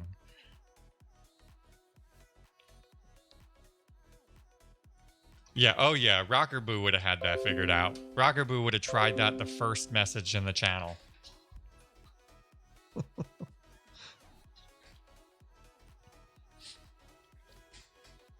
I think I should make it where Frocker Boost says "K thanks bye" within so many minutes of the stream starting, or as his first This message that it yak should is time as him out. smooth and pink as it's going to get, sir. Shall we move on? Okay. There you Yeah, go. it's super creative. Okay, so Aaron, that should work now. You should be able to check and see that you have points now. So that's all working. So the way it's working right now, Aaron, is that every time you say something in the channel, you get 1,000 points, and maybe we'll adjust that. And then if you give somebody props, thanks for the follow, Skip Note. So if you give somebody props, you're giving them some of your points. So if you say stuff, you get points, but you can give people your points. And then if you are the owner of the channel, then you have unlimited points to give people.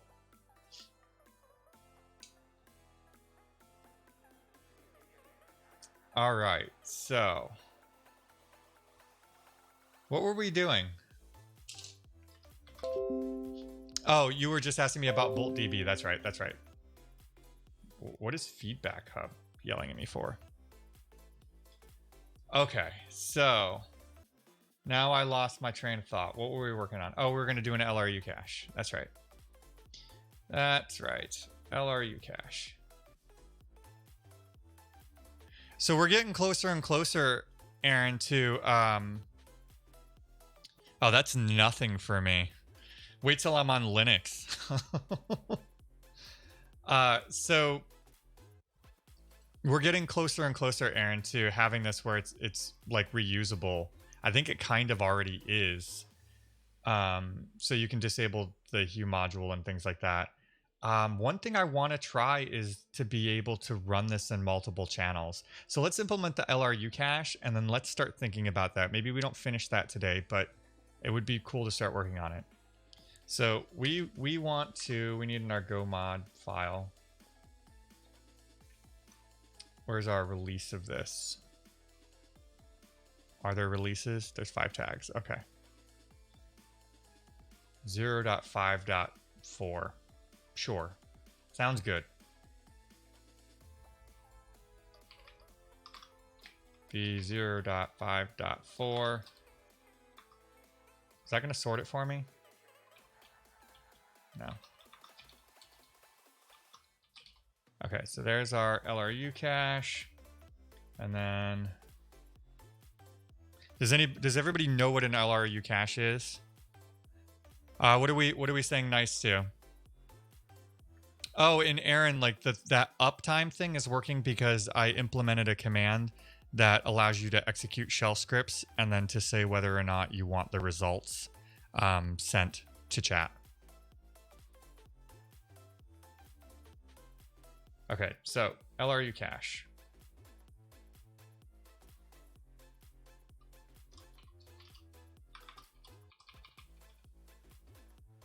Users is LRU dot cache. And then so is Twitch users.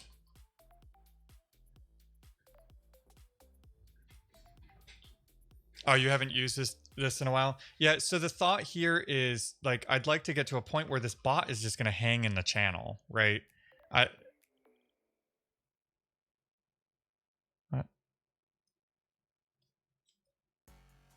So, and I don't want this, like, this map to grow, like, completely unbounded.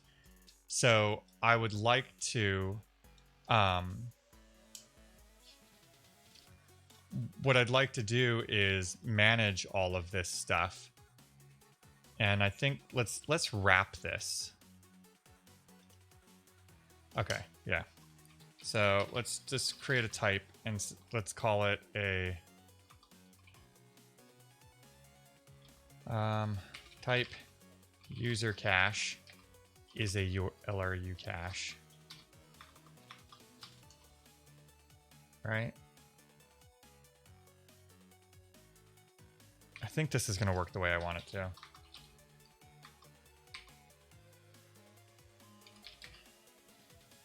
Is that going to work the way I want it to? So basically, this is gonna hold an empty interface, right? And we need like an easy way to. Let's see. Oh, that's not what I'm looking for. Where's our user stuff? Update user, get user. Okay, so this is where we're kind of checking the map. We want to use the cache for this first. So we really want like a users dot get user.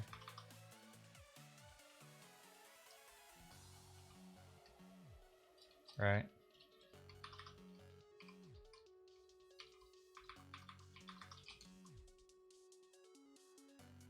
And then we want like a user set user.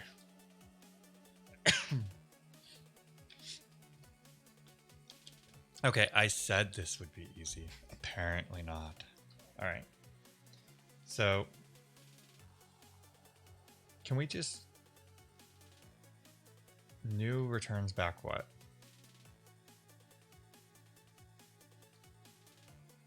New with evict.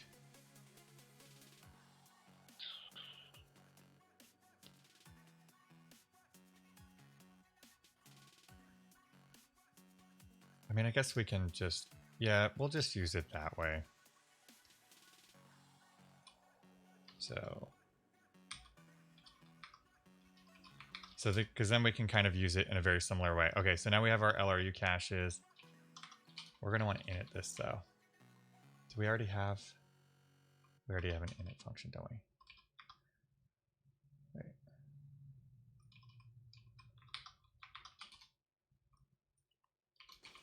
This is probably going to yell at us because I think we already have an init function, but we just needed this. So users equals LRU dot new, and I don't know how many users we want in here. 100 sounds good. Twitch users 100. What are we yelling at me for?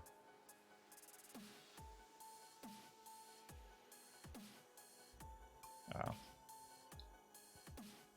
because these are pointers to LRU caches, right?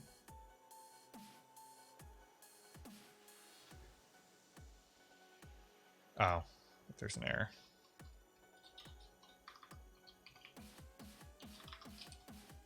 What's going on, Untrue? Okay, so now we're gonna clearly have some errors here, right? So no new variables on left side of 111.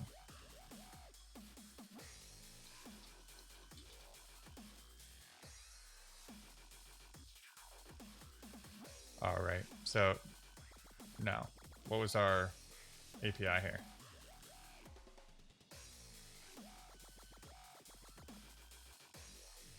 Get. Oh, it's just an interface. Okay. So in this particular case, we're just going to call users get, and we are going to call the key, which is the ID. All right. So we're just going to do a similar thing. If you, okay, equals, right? If okay, we're just going to return back you, but we're going to need to type assert it to a pointer to user and then nil. Okay, so that should negate all of this logic here. We don't need any of that. Then the other thing we need to do is we need to do a users dot add, and we're going to give it the ID and the address of user. That's going to stuff it in the cache. Okay. And then we can do the same thing here, except this is going to be Twitch users. And the difference just being this is like a name mapping for the Helix API. And then we need to return back a Helix dot user. And we can get rid of all that. Uh-oh, what are you complaining about? You... What? Cannot use...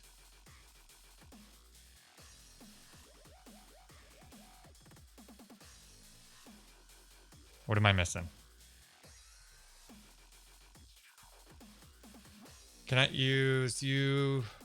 Pointer to Helix user, comma, okay, expression of the type Helix user as Helix user value in return statement. What? Oh, because it's not a pointer. Why am I returning a pointer in one places and not the other? Oh, and then we need to do this set. So Twitch users dot add name, and then what's this? Response dot data dot users 0. Right. All right. I think we implemented the LRU cache. Let's see. Let's give Rocker Boo. Ooh, what color shall we paint this some back shed, props. sir? I've always been fond of pastels. This is like the game of friggin' whose line it is in anyway. You know, the points are made up and useless. Oh, Aaron, yeah, you haven't been here in a while. So points actually can be spent. Right now, none of my commands have, I think one of them does for test purposes, but now you have the ability to add point values to your commands. Thanks for the follow, Cyber Hacker. So that should work. So we should be able to close this ticket. Boom. So now that map is not going to grow completely unbounded. So we still have all this browser source stuff to do, you know, to be able to catch raids and things like that. This help command will be pretty simple to implement. Lots of unit testing and docs and stuff that needs to be done. That's going to be a huge effort. I really want to see this working. We started working on this before. I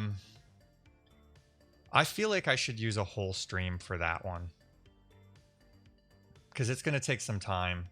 We had like that whole giant thing that came in that we captured.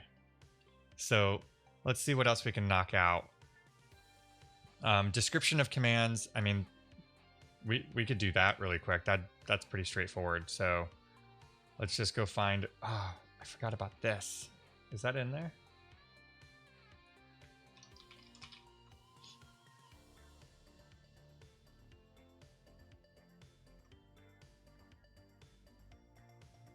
Yeah, we still need to do that. And we still need to pass... I'm going to add a comment here. Pass individual configs from config file to each module. Because we started that logic too, but some of this stuff is going to be pretty straightforward. So let's go find a command. I don't know, uptime. So we should be able to just say maybe add like a description field here and say prints the uptime of streamer's system. I mean, we have to put all of this stuff in here, but this is going to be like silly built-in help. Ooh. I forgot about that. We need to add a ticket for that. Remove hard coding for media location.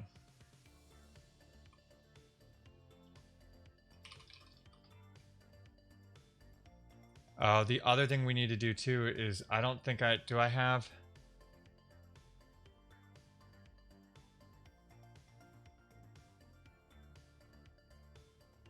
Okay, I think as part of this, it was like stripping off, like making sure that we could use any extension too. Or was it a different one? Oh yeah, we still need emotes and badges and We got a lot of work to do on this. All right, so the other thing we need to do is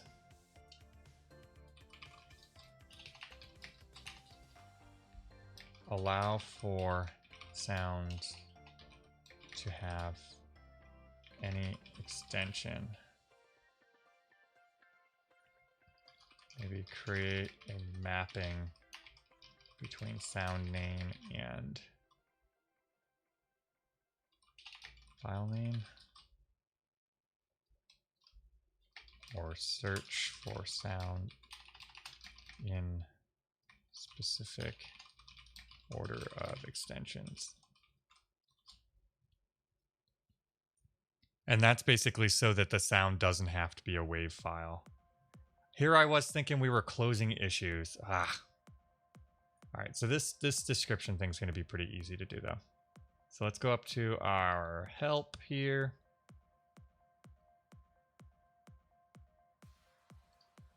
What is this? Did it pull this out into bot actions that are automatically registered? I don't think that makes sense anymore. Okay, okay, so here we go. So what we're going to do now is this lists the commands that we have available, but what we want to do is we want to say command.args. If the arg length is greater than 0, then what we're going to do is we need all this. I think we might need a shortcut for this too.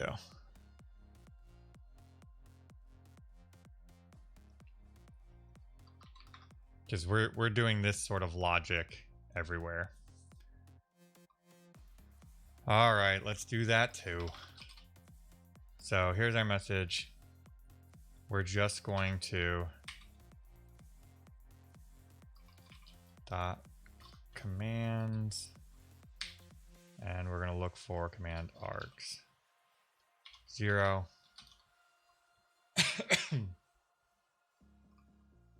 Wait, what? Let's just do this. Let's put this up here.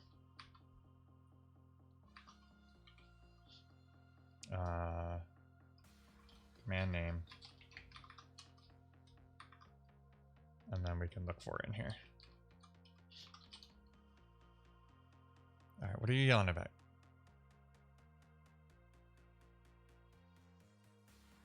What?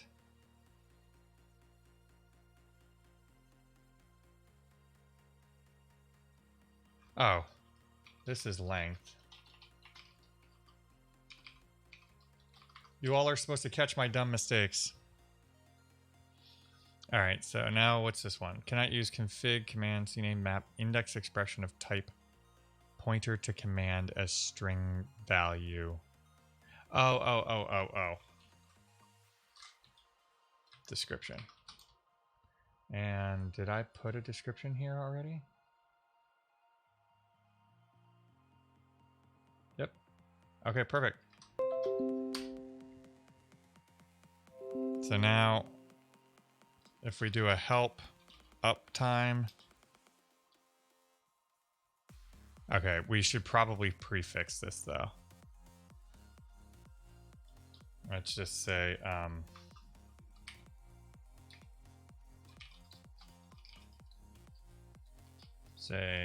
command, so we want to know the command name, and then the description.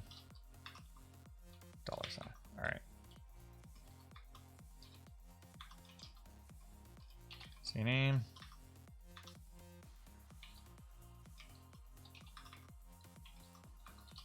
Okay. That should be a little cleaner to read.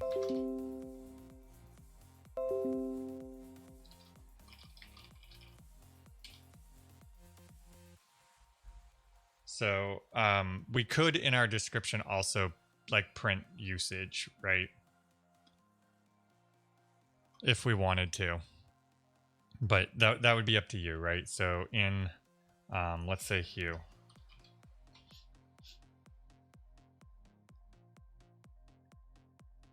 let's see here. Let's just put a description.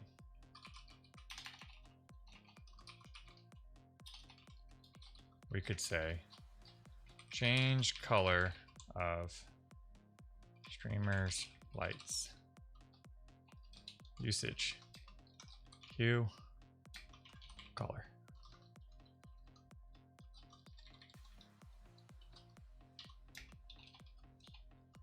Color can be from 0 to 65,000.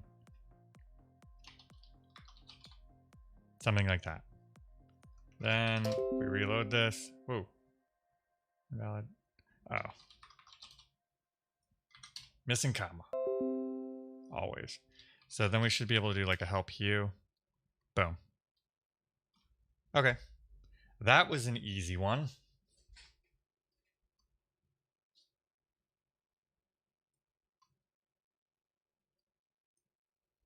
Now, I do think we should do some refactoring though, because I have noticed if we switch over here and we do a execute action, we've got this in 1, 2, 3, 4, 5, 6 locations. And I don't know if I like that. So let's see. Are they all in modules? No, they are.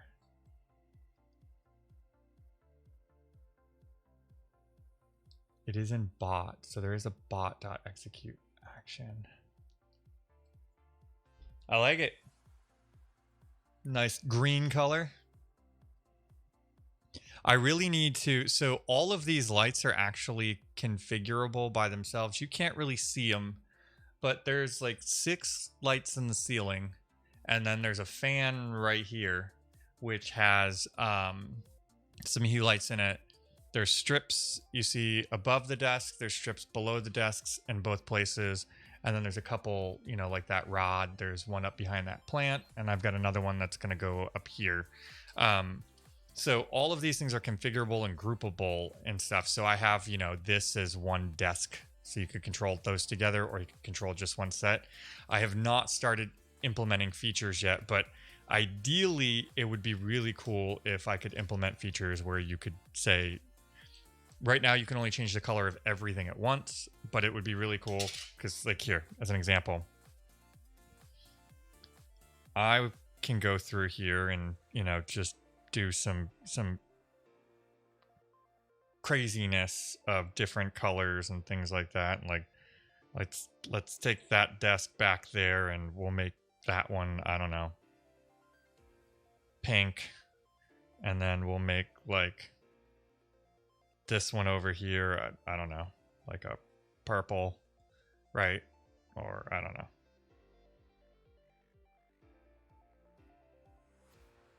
There we go. And increase the brightness. So like I want everybody to be able to like play with all of these and do whatever color combinations they want to do.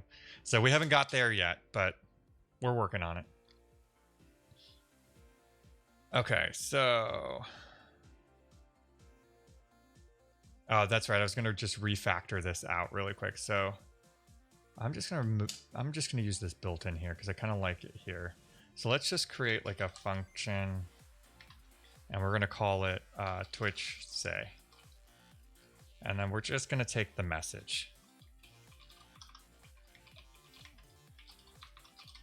Because we seem to be doing like this whole thing a lot. And I don't think we need to do that. So the channel. Okay, so we probably should say what channel we want to say it in.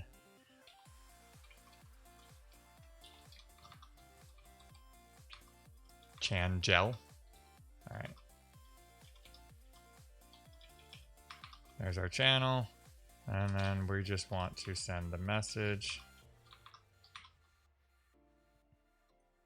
Oh, we have to pass the command.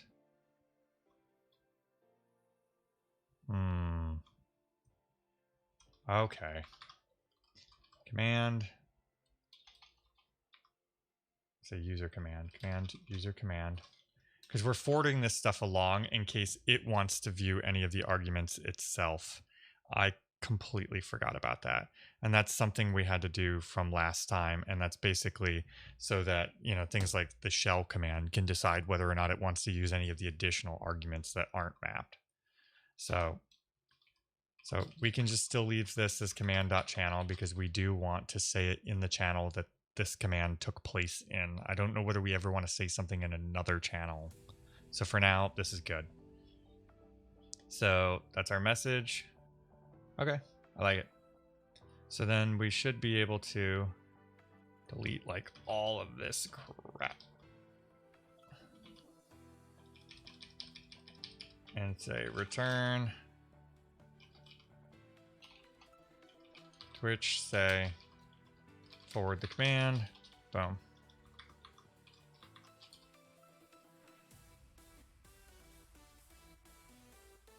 And so same thing.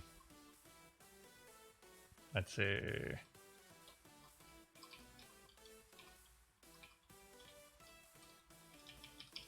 And so we're going to say Twitch say forward the command.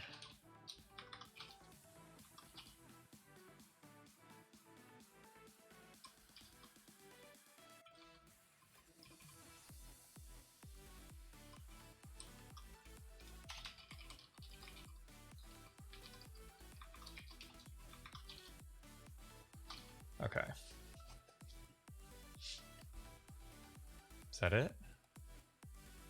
Nope, one more.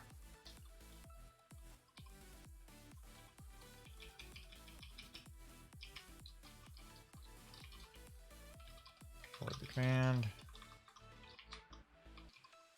Ooh.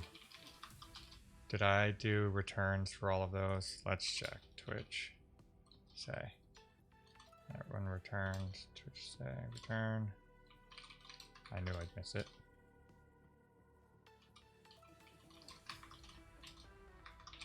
Okay. Wait a second.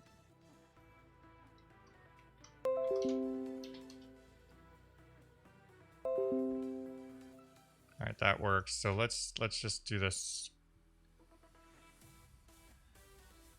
So we know this built-in one. So we need bot command.go on line 111. We're gonna swap. What? Execute action. Wait, what? Oh, that's the actual implementation of it. Okay, that's supposed to be there. So then we just have this modules bot one on line 84. All right. So we need to call, wait, bot Twitch say, get rid of all this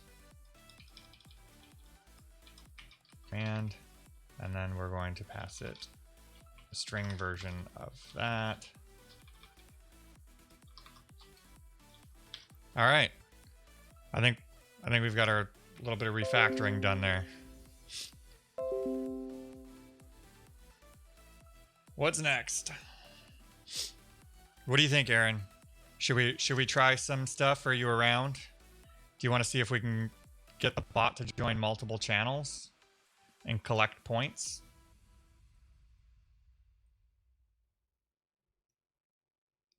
Let's see. Where are we joining the channel? Okay, right. You're kind of lurking at the moment. That's okay, you can lurk. All we need is we need the ability to we just need somebody to say stuff in your chat. That's it. So if you just want to like open up your own Twitch chat and say stuff after I get the bot to join it, and then we can check to see whether you have more points from saying stuff in there. Okay, so let's see. Database path config.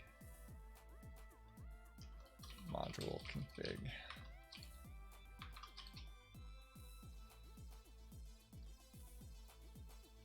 Okay, wait. Maybe we won't get to that point. Because I forgot we weren't handing in any of this crap.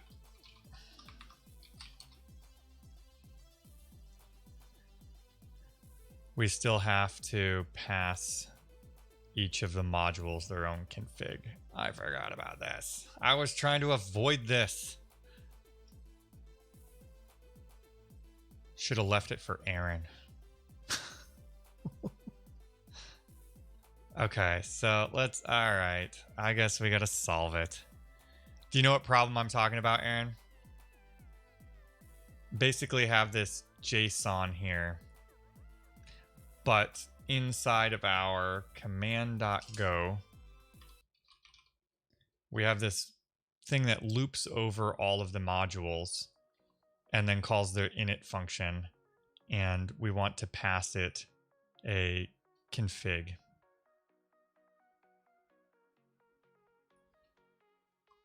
But I think it's going to end up being like this weird mapping. Thanks for the follow, Too Many Tacos.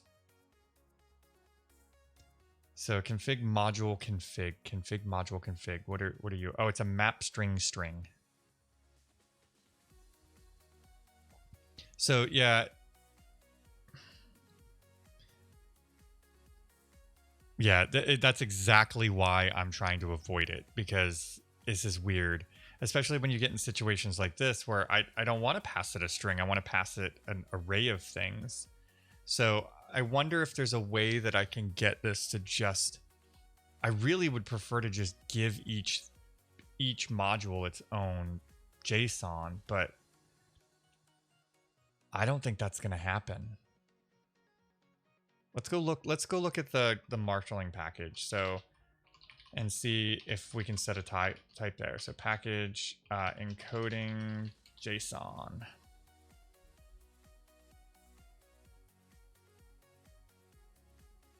I mean, we could implement our own encoder, like, or marshaller.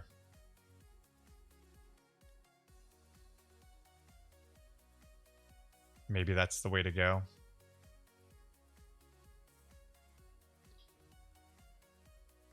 Do we have an unmarshaller? Ooh. Raw message. Raw message is a raw encoded JSON value. It implements marshaller and unmarshaller, and it can't be used. And it can be used to delay JSON decoding or pre-compute. Ooh.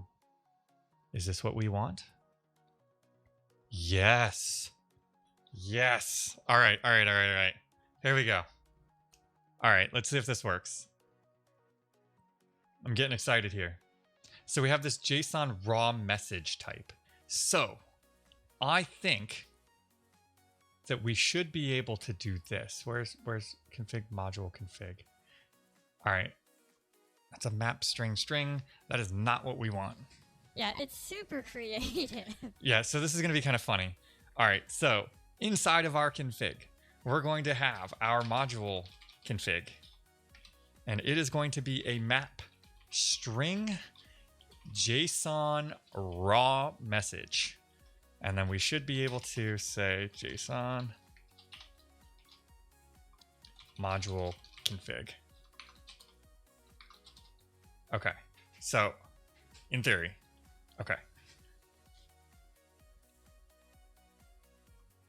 And then I don't know what this module config Yeah, thing it's is. super creative. So wait, where are we using this at?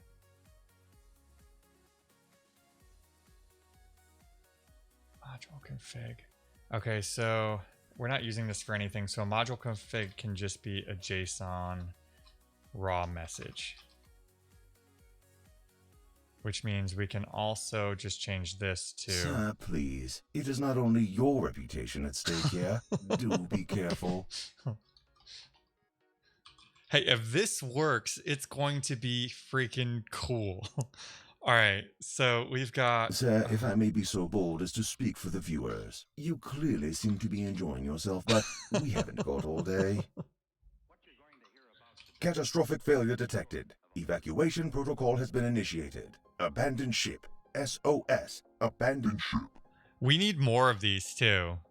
Don't you have more important tasks ahead, sir? If you shave one more yak today, you could start your own farm. I've got a few more ideas here, but if any of you have ideas for like funny taunts like this, let me know, because I am happy to pay the voiceover person I had that did these to make more.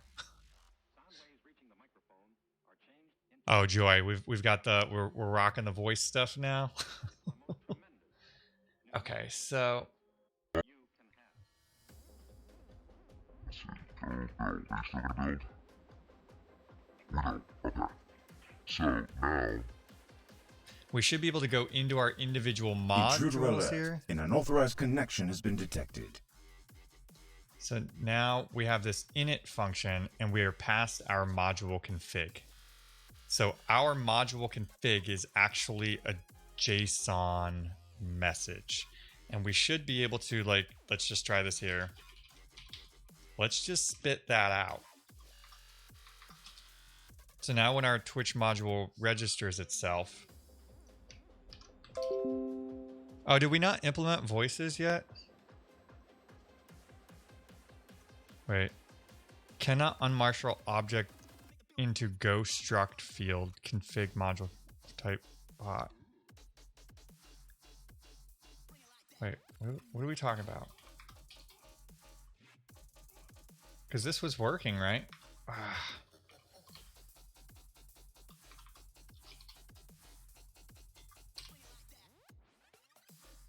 No. Okay, so maybe that did not work the way. Thanks for the follow, Wakar Hokane. So that did not work the way I expected it to. Boo. Cannot unmarshal object into go struct field config module config of type. So okay, so let's see if the issue really is this. The fact that this is like a new type.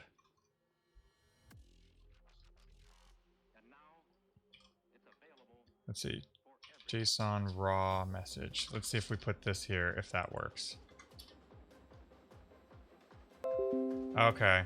So it does not like the fact that we aliased that type.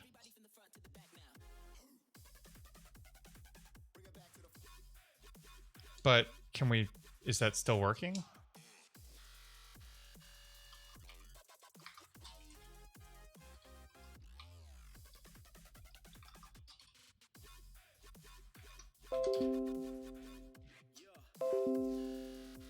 Okay, so the commands are, you can just do help.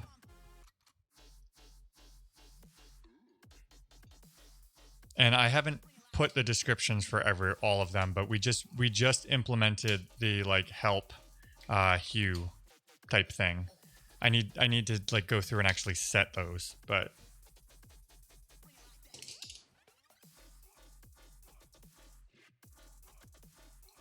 yeah, I have no docs for all of them yet. Okay, so this seemed to work. That was like, it's an array. Wait a second.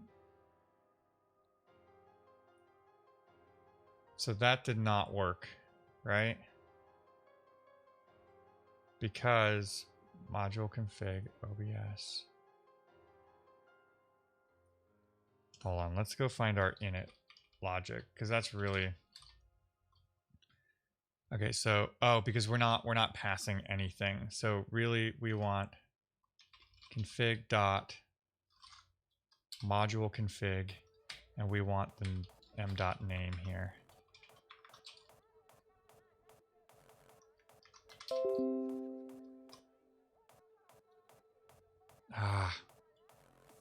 And we can't assign that there. Okay, so I think we're just gonna have to break this now that we know what we're doing. And a module init function is just gonna take a JSON.raw message. And we're gonna probably have to fix this in a few places. Undefined bot.module config. Yeah. So we just have to fix this in a few places. Modules hue. And this is a JSON dot raw message. And then inside of OBS, this is the problem with swapping crap out, but it is what it is. This should give us a lot more versatility, though, because I really don't want to pass this, like, map string whatever the crap around. I'd much rather just say, hey, here's your raw JSON. You unmarshal it into whatever type you need. Wait, what? What happened there?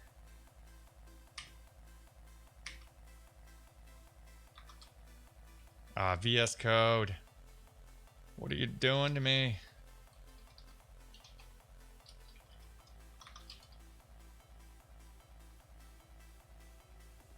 Like that artifact thing like drives me freaking crazy where it just... And I know I can control S and not have that happen, but I don't want to. I want Vim.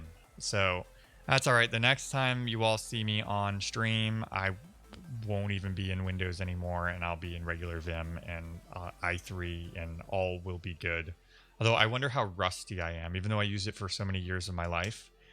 I wonder how rusty I will be after this like Windows experiment for so many months.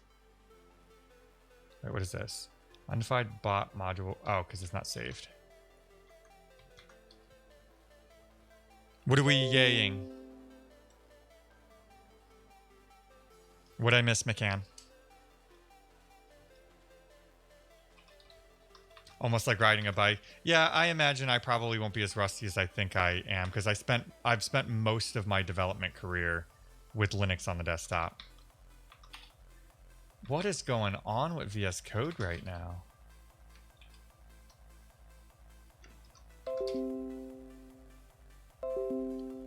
Boom. Okay. So now we have our stuff working. So now we should be able to just maybe do like a var config. Does this have something to do with the fact that there's like a pending update or something? So we're going to set this config here. We're going to have a type.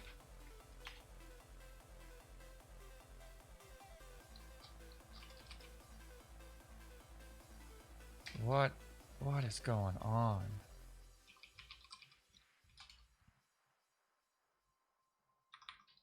All right, I'm gonna try and just like reboot VS Code here, because like there's clearly something not right here, and I can see this like pending update here too. So I kind of want to like let's switch up the tunes here. I've not played around with Pretzel in other things. There is a thing called chill, hype, upbeat, happy pop, ambient, rock. What do we want to try? What does hype sound like? We're going to find out. I do, however, manage to change something in my nvem config every day now. Yeah, my stuff is going to be like super out of date. My dot files and stuff. All right, let's see whether this fixed our issue. All right, so what did we have for our config options that came in here? So Twitch user. Wait, do we need Twitch user? Hold on. Where are we using Twitch user?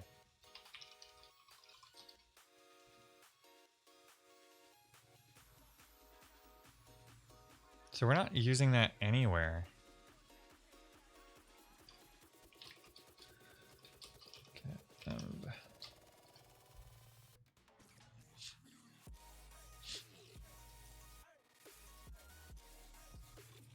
that's right, there are dot files in every GitHub repository to peep at. Yeah, I actually have my own dot files that are probably not been updated in forever. 6 years ago? No, 2016. All right. So yeah, for all kinds of things. It'll be interesting once I start installing all of them and seeing how that goes. I'm writing snippets for boilerplate code that I have to use to point to know where I'm getting too fancy when I'm putting this. Nice.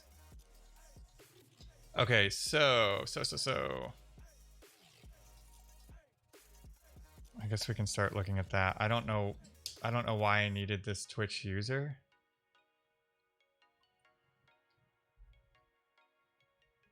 I don't think it matters who the Twitch user is, right?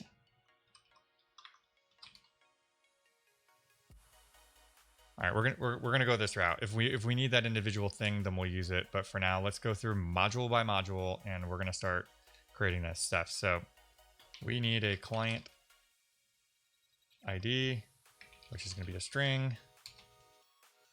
Then we need a client secret, which is also going to be a string. And then we need a channels, which is going to be a slice of strings. Okay.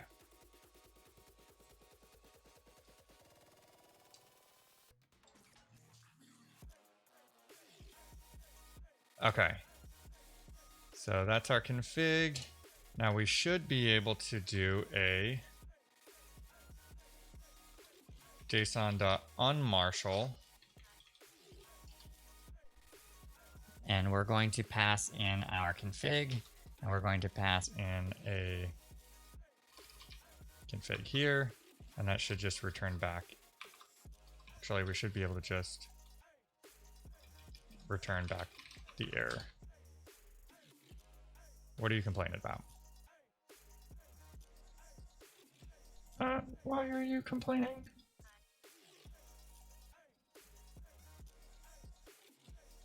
All right, let's just double check here and make sure this is going to compile. I don't know why that's giving me a warning. Oh, non-pointer. Oops. That is why. Okay, so now we have our config here. So now we should be able to start getting, wait. That's Twitch channel. Wait a second. All right, we're gonna go over here.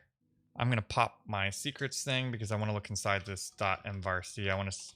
I may have like multiple. Oh yeah. So that's the username.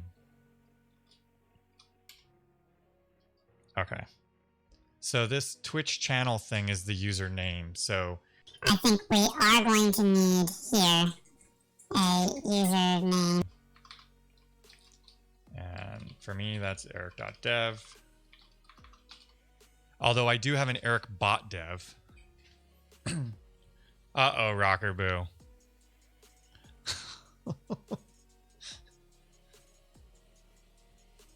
Why are you complaining?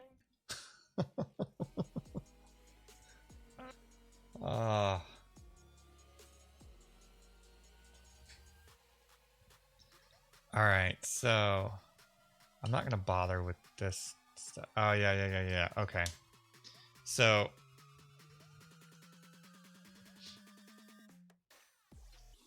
I'm gonna implement some custom logic in here.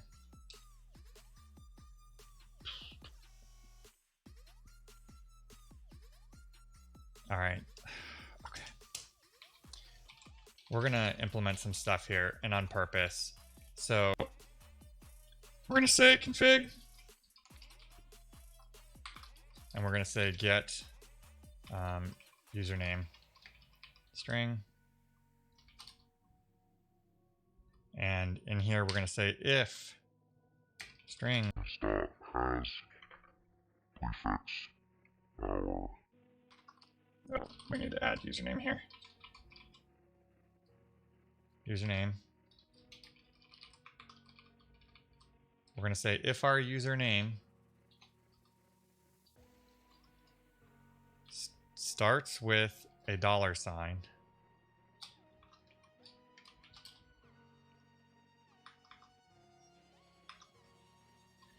So here, if it does not start with a $, then we are just going to return back the username. This is starting to drive me nuts. I'm going to be so happy to go back to Linux and Vim. All right, so if it does have the prefix, then what Sir, we want... please. It is not only your reputation at stake here. Do be Then careful. we're going to return back...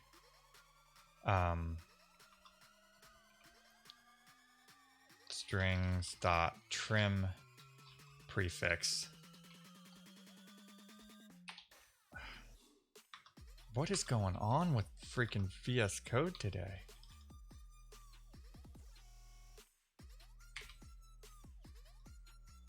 All right, so we want to oh no, that's the prefix we want to trim. We need to return it off of c.username. Okay, so the end result of this is we've got the value that we unmarshalled, but effectively, if it starts with a $, we're gonna say, yo, just grab that from the environment. And we're gonna have to implement this for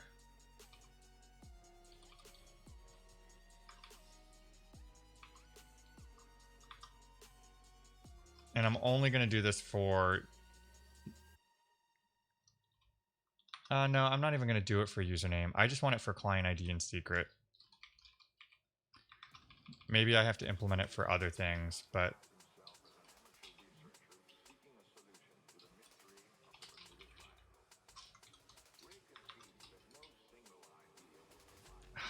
what?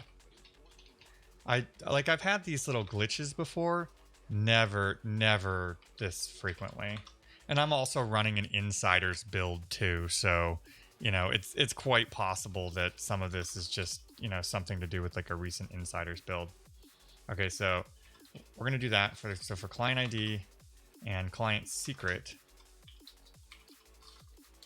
If those things are in the environment, what are you doing?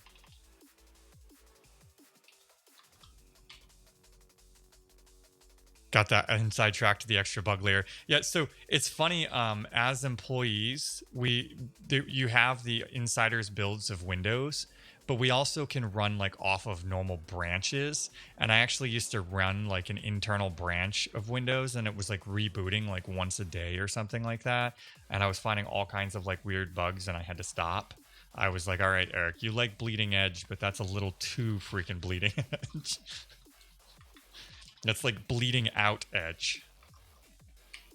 What? All right. I gotta get out of the muscle memory of doing :W because that's really messing with me. Yeah, when the blood comes out of the monitor, it's time to stop. Exactly. All right. So this is client secret. And this is...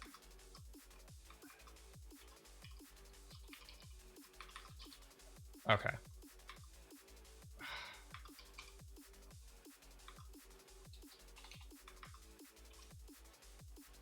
Okay, so that's coming from there. So we're gonna do a Twitch client secret here. Everything else, we're just going to assume that you're grabbing the actual value. So let's go into here and find our get ems. This should be config, username. Oh, we also need an OAuth token. Okay, so we don't even need the client secret here. I guess we do when we move the Helix API over. So I guess we need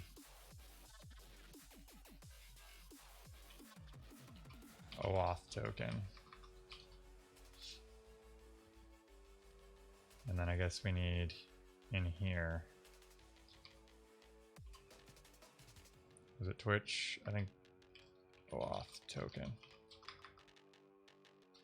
Wait, what? There we go. OAuth token. Twitch. OAuth token. Okay. So we still need to fix this. So we also need one of these for the OAuth token.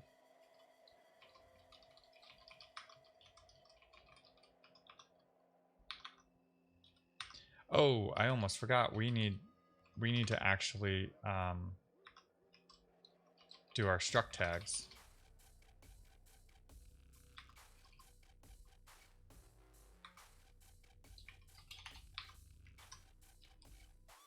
I think I'd like do commands too quickly in Vim for it to recognize. Is this Raspberry? Only one. What are we talking about?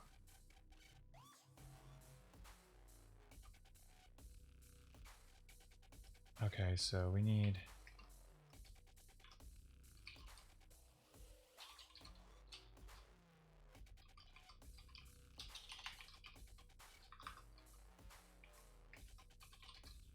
and our client's ID and our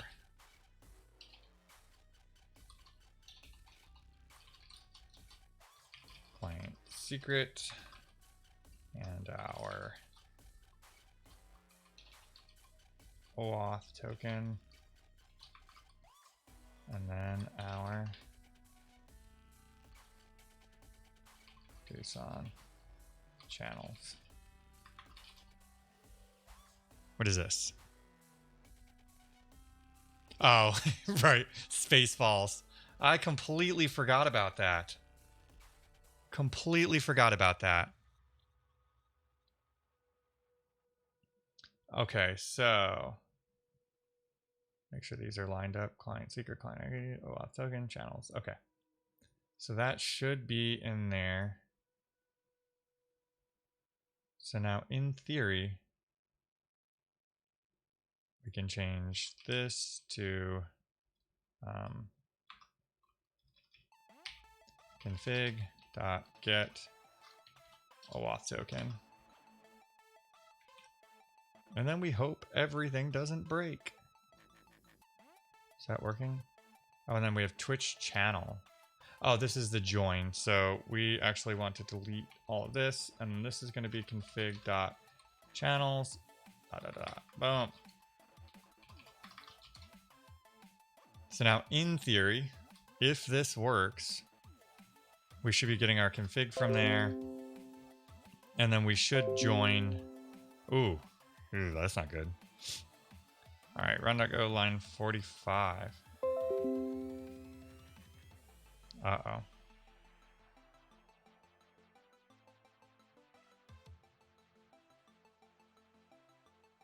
What did we break? So our authentication failed. I'm banned. I probably deserve to be. I mean, in all fairness. So we do have Twitch client ID, Twitch client secret, Twitch OAuth token.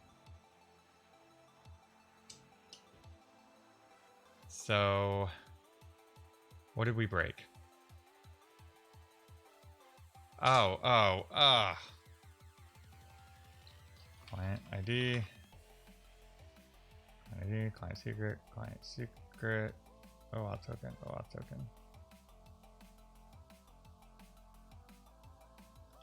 And what am I missing here?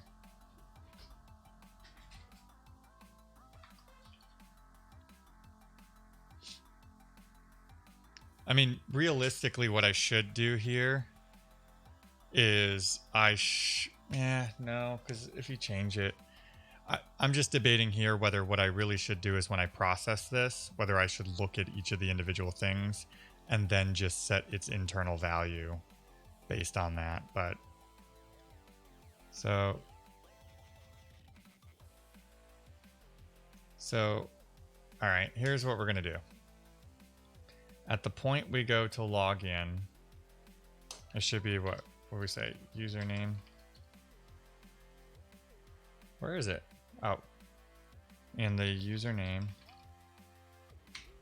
Let's just println.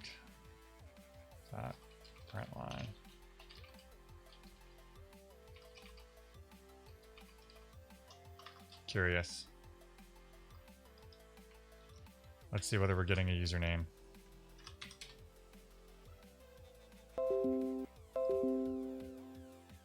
Okay, that is right. So let's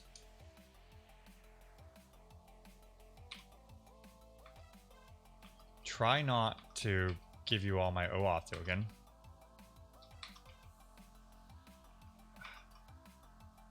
VS Code's drive me nuts today.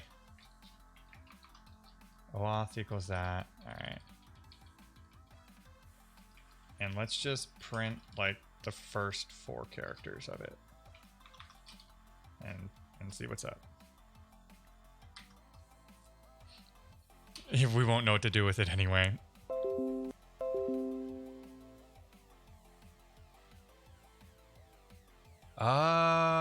Wait a second. So our logic isn't working because you see this? So, okay. If the OAuth token has the prefix, then it should print. So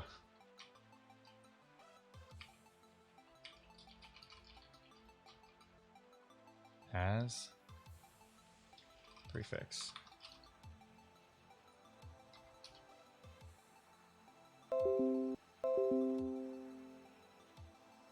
Okay. Oh, crap. There's no return. Ah. So it just falls through to here. Silly, silly bugs. It's always dumb stuff.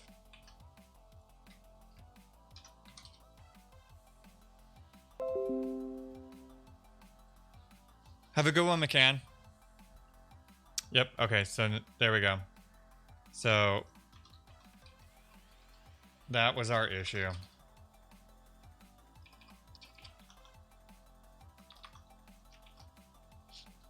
Okay, so that should work. So let's make sure we're authenticated. Yep, okay, perfect. So that is working now. And we have also joined multiple channels too. So Aaron, are you around?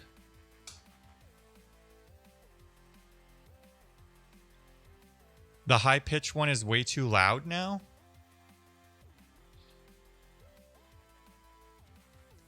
So yeah, I'll try to remember to fix that one later. That VST plugin is really buggy and likes to crash OBS on me.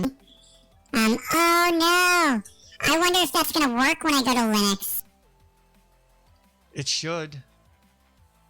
I don't know. I don't know whether that company supports it on Linux. I guess we're gonna find out. So, Aaron, what we need to do is I need you to do a me in my channel, like I just did, so we can see how many points you have. And then I need you to say something in your channel, and then do an exclamation point me in my channel again and see whether you got points. All right, so that's going to count. That's going to bring you up to 96,000. So if you say something in your other channel, you should have 97,000 when you say something here again. Yes. Yeah, buddy.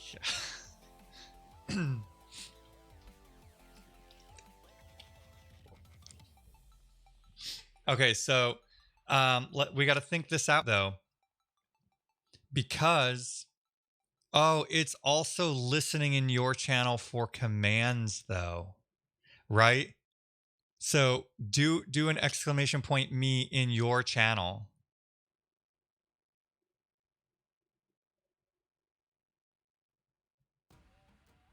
And I bet you it shows up here.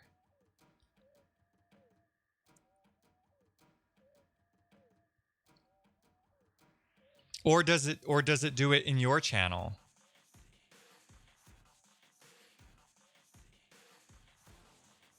No, you shouldn't get the points for that because that's not.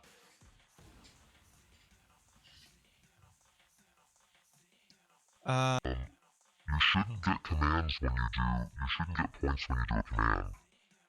So me, watch, help. So that should only, you should only get points if it's not a command.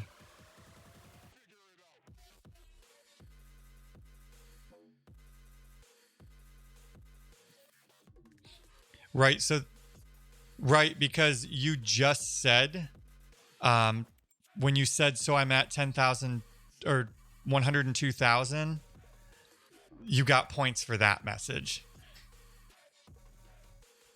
Right. So here's the question though. If you run a Hue, I don't know. If you do like a Hue command or something in your channel, does that affect my channel? That's the thing I'm curious about, is I don't know whether I have a check now. Yep, I see the command Hue. All right, so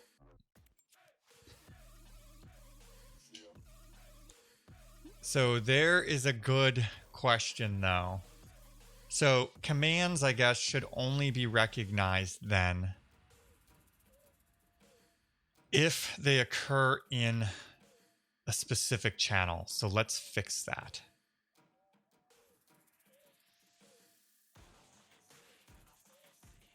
I guess that's going to be in this Twitch logic. So, all right, so here's where we're figuring out the command. Okay. So what we need to do is we also want to make sure that, so this is going to get you your points. And yeah, okay, so this is the point where we're executing the command. All right. Parts, command name to lower. Yeah. So what we want to do is we want to say, we want to only do this if the message.channel is equal to the config.username.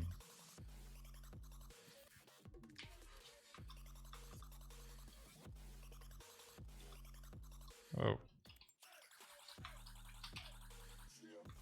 What? VS Code, you're driving me crazy today.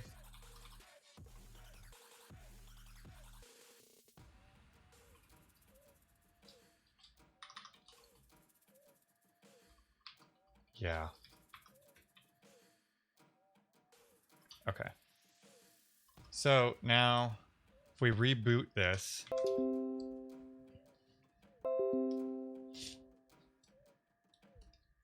now the commands should be ignored when you do stuff in your channel. But.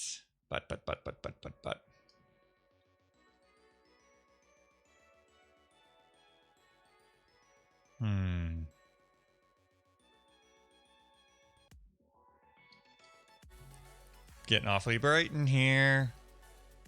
What's up, Super Nintendo? So, here is the only lingering issue then. And that is, how do we support things going on in your channel?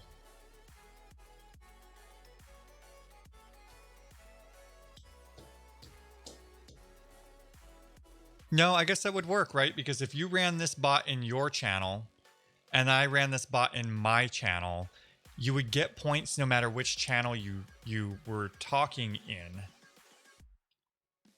But you'd get points in both channels. So is that what we want?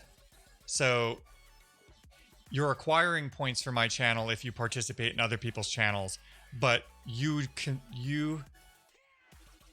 doing commands and things like that in their channel don't necessarily deduct from your points in my channel. Does that sound reasonable? Or do we want the points to be one big bucket?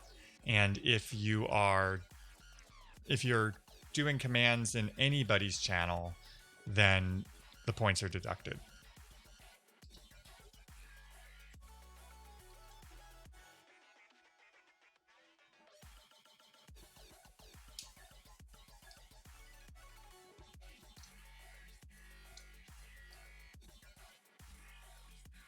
Yeah, so that's the idea. If we're both running these bots currently, like the way it's implemented right now, you would be, if you ran a command, you would be spending it in my channel. If you gave somebody props, you'd be giving them props from my channel, but only if you do that in my channel. So the only kind of like cross-channel thing is if they go to your channel while you're streaming and they're interacting, they're earning points for my channel too.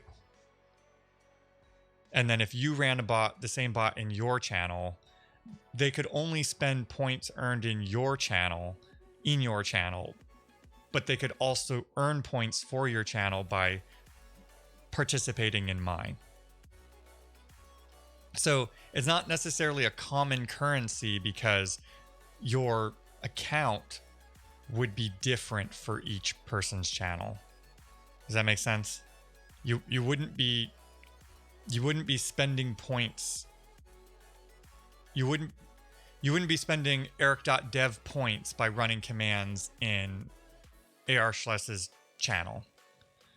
However, you could earn points for Aaron's channel by also going and participating in Eric's. And so is that reasonable? Is that how we want it to work? Where it's like, hey, go check out these other people's streams. Participating there can also earn you points for here.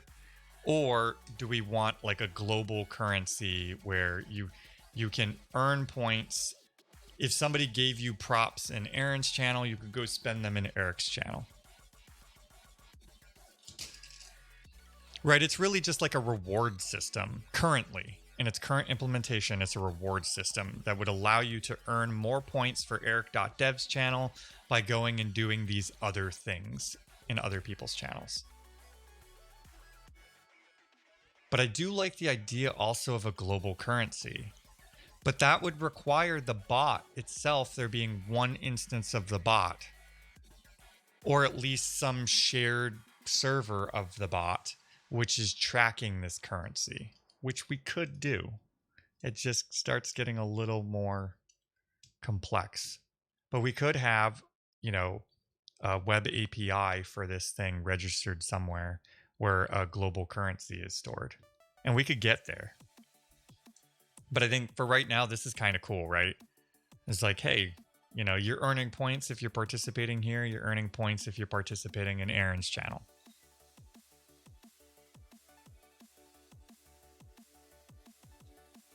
Okay, so in theory, we're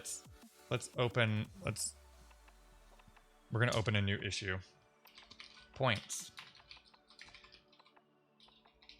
Explore the idea of a global currency where money earned anywhere can be spent anywhere. Actually, let's just move this into the description.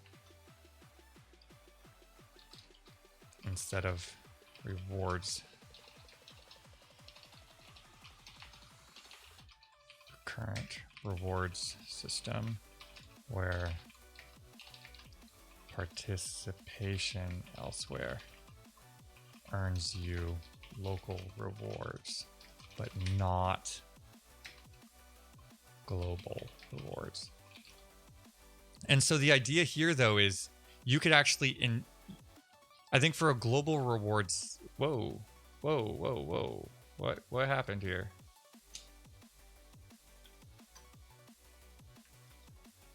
Points.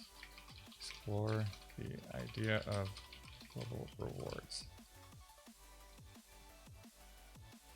Okay, so thanks for the follow, Carpy. So the idea here is you don't need anybody to opt in for this, right? So in the world of a global currency, I would need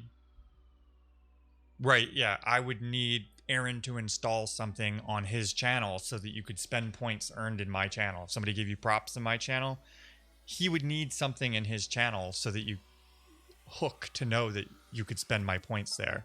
Whereas the current kind of reward system, nobody has to opt in. I can just supply channels, right? I can just come in here and say, you know what? If you go to BeganBot's channel and you talk in there, you're freaking earning points here. I mean, assuming my bot is running. And I think we're going to have to do some stuff there too, where it can run in like a disconnected state, because right now it can't. Will it reconnect to the OBS WebSocket? It might. If it reconnects to the OBS WebSocket and the Hue... No, I guess because it could stay hooked up to the Hue bridge. And it would know it's in an offline state, and some of our commands are offline, right? So we have this flag called offline. So as long as none of these are set to true, then it wouldn't matter, the bot's running forever. Turning the Go Help and BeganBots channel into lucrative point scheme. Well, it's my channel. I have unlimited points.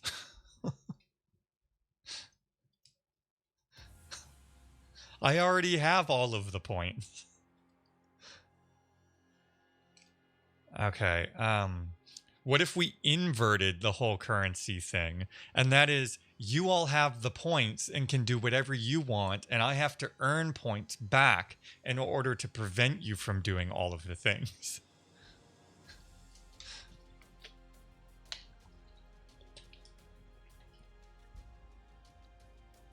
Okay, so I know we've closed some stuff, but I feel like... Wait, what is... So it did create it, even though... What?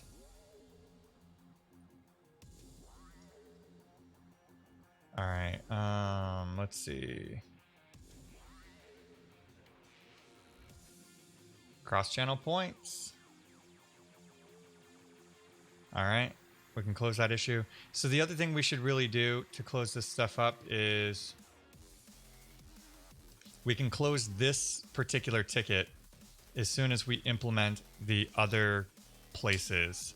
So we need the Hue stuff, and we need the OBS stuff. So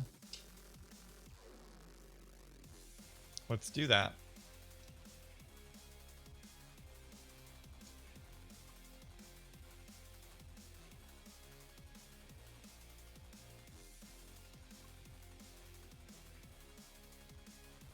So yeah, basically we're going to do this. Let's go into OBS. OBS should be pretty straightforward.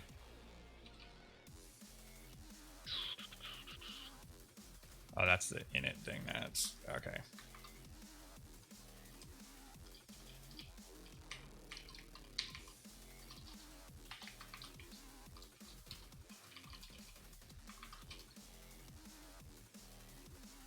What? Scripted. Oh.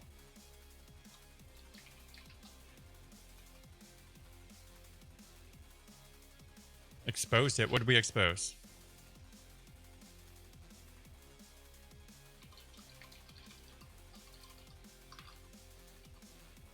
Type config struct. And then here we had our host string host. And there's our port. All right.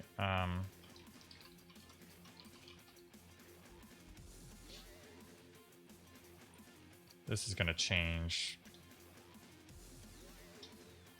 but we'll go ahead and put it in there now. So here's our host. Boom. And what's our port?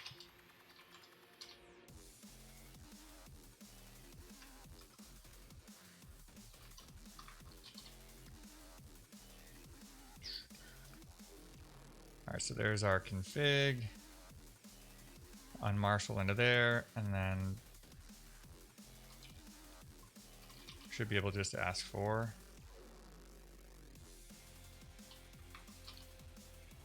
Wait, no, that's port. Wait, what?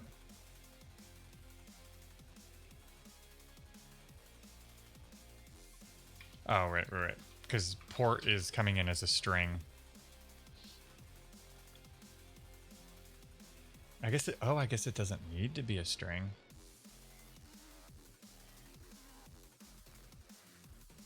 Yeah, we'll leave it that way for now. And then so this can be a config. Oops, host.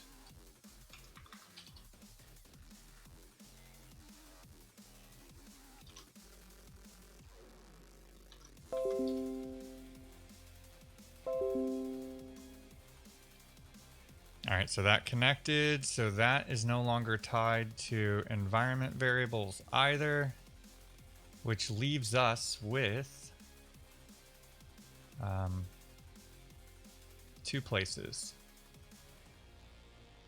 We have the place where we have the Helix stuff going on,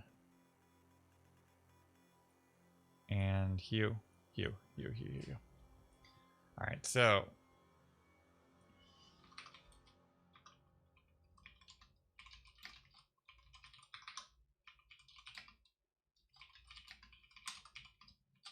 now for this one we had a couple things, right? The bridge, the user. Do I have the bridge set up? Yeah, we don't want that. I don't think I have bridge set up. I don't. But this is because we could have more. I mean, see you later, Aaron. All right, we don't have that, and we're gonna do the same thing here. Hue user. I think that's all we need for that. So user string JSON user.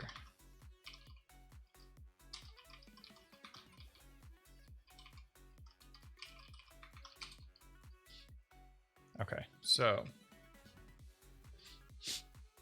this is just going to be config bridge.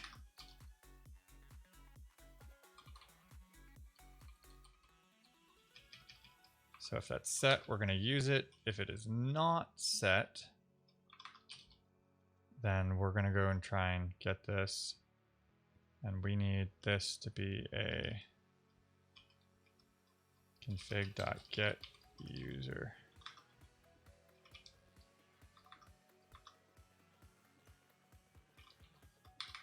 What is going on?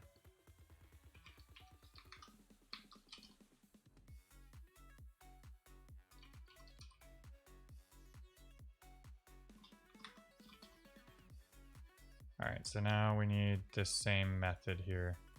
Basically, we'll just copy this, because that is the same exact thing we're gonna do. Get user.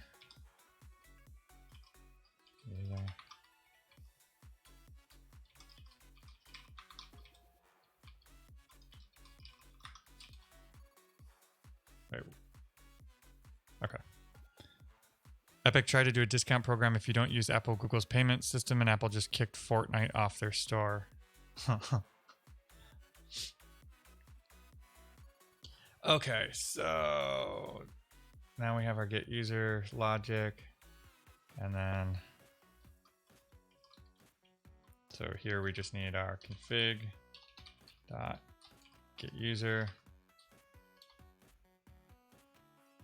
All right, I think this might actually remove all of our dependencies. Let's see if we can do a scene. Boom. Okay, that works. So, and then can we do a hue? Or let's just do alert pink. Ooh, unauthorized user. All right, I know it couldn't be that simple.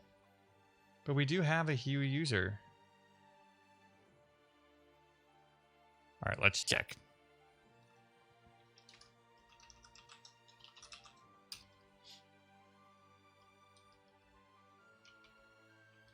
Okay, it is called Hue user. Okay, so let's just sanity check our logic here. So we're calling config get user. This is the login logic that we want because it's basically going to find a bridge for us. So that is right. So where are we going wrong here? Get user. If the user has, is it called user? It is called user. Okay. If the user starts with a $, then we're gonna trim the $sign off and return back the environment variable.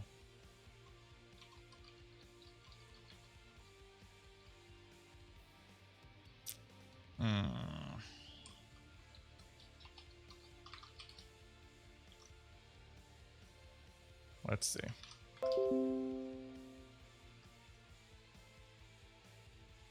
So it's saying it does not have it? Did I not marshal it? Oh, it's that simple.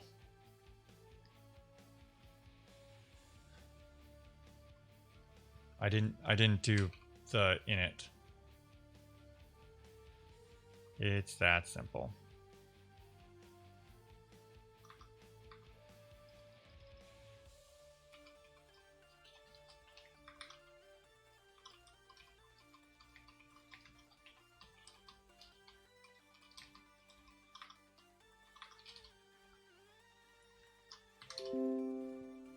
Now let's try it. Now I'm really curious if my voice stuff is going to work when I move to Linux. We're going to have to figure something else out for that.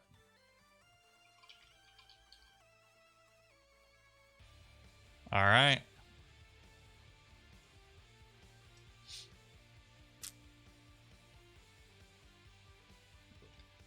So now all of our hard coding is gone. How are we doing on time? This may actually be a pretty good stopping point for the day, because anything with this browser source stuff is going to be a big deal. This is going to be a big deal. We need like a whole stream for that. Yeah.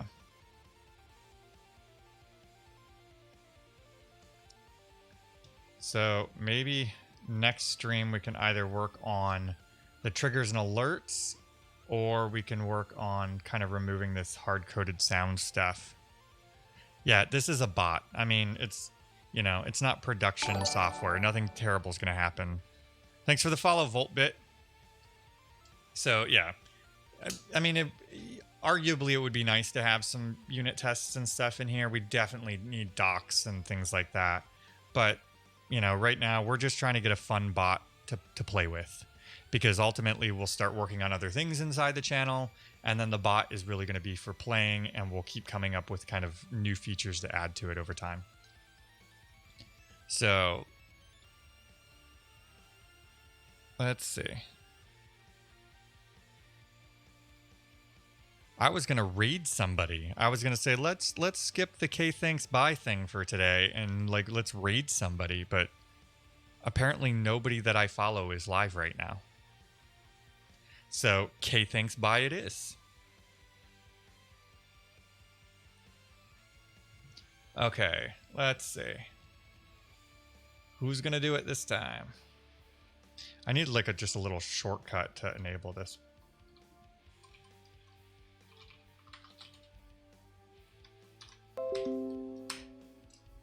All right. And here we go. You all have the power to kick me off whenever you feel like it. Thanks again for hanging out. I probably won't be on tomorrow. I will probably be wiping my computer and installing Arch Linux on it and all of the things. And but I'll be back Monday outside of VS Code and Windows, and we will. I don't know whether we'll be working on this. We might be working on some Rust and GStreamer stuff. But thanks again, everybody, for hanging out. Look forward to seeing you all Monday. Arch. Hey, why is my chat not showing up in that window? Interesting. Oh.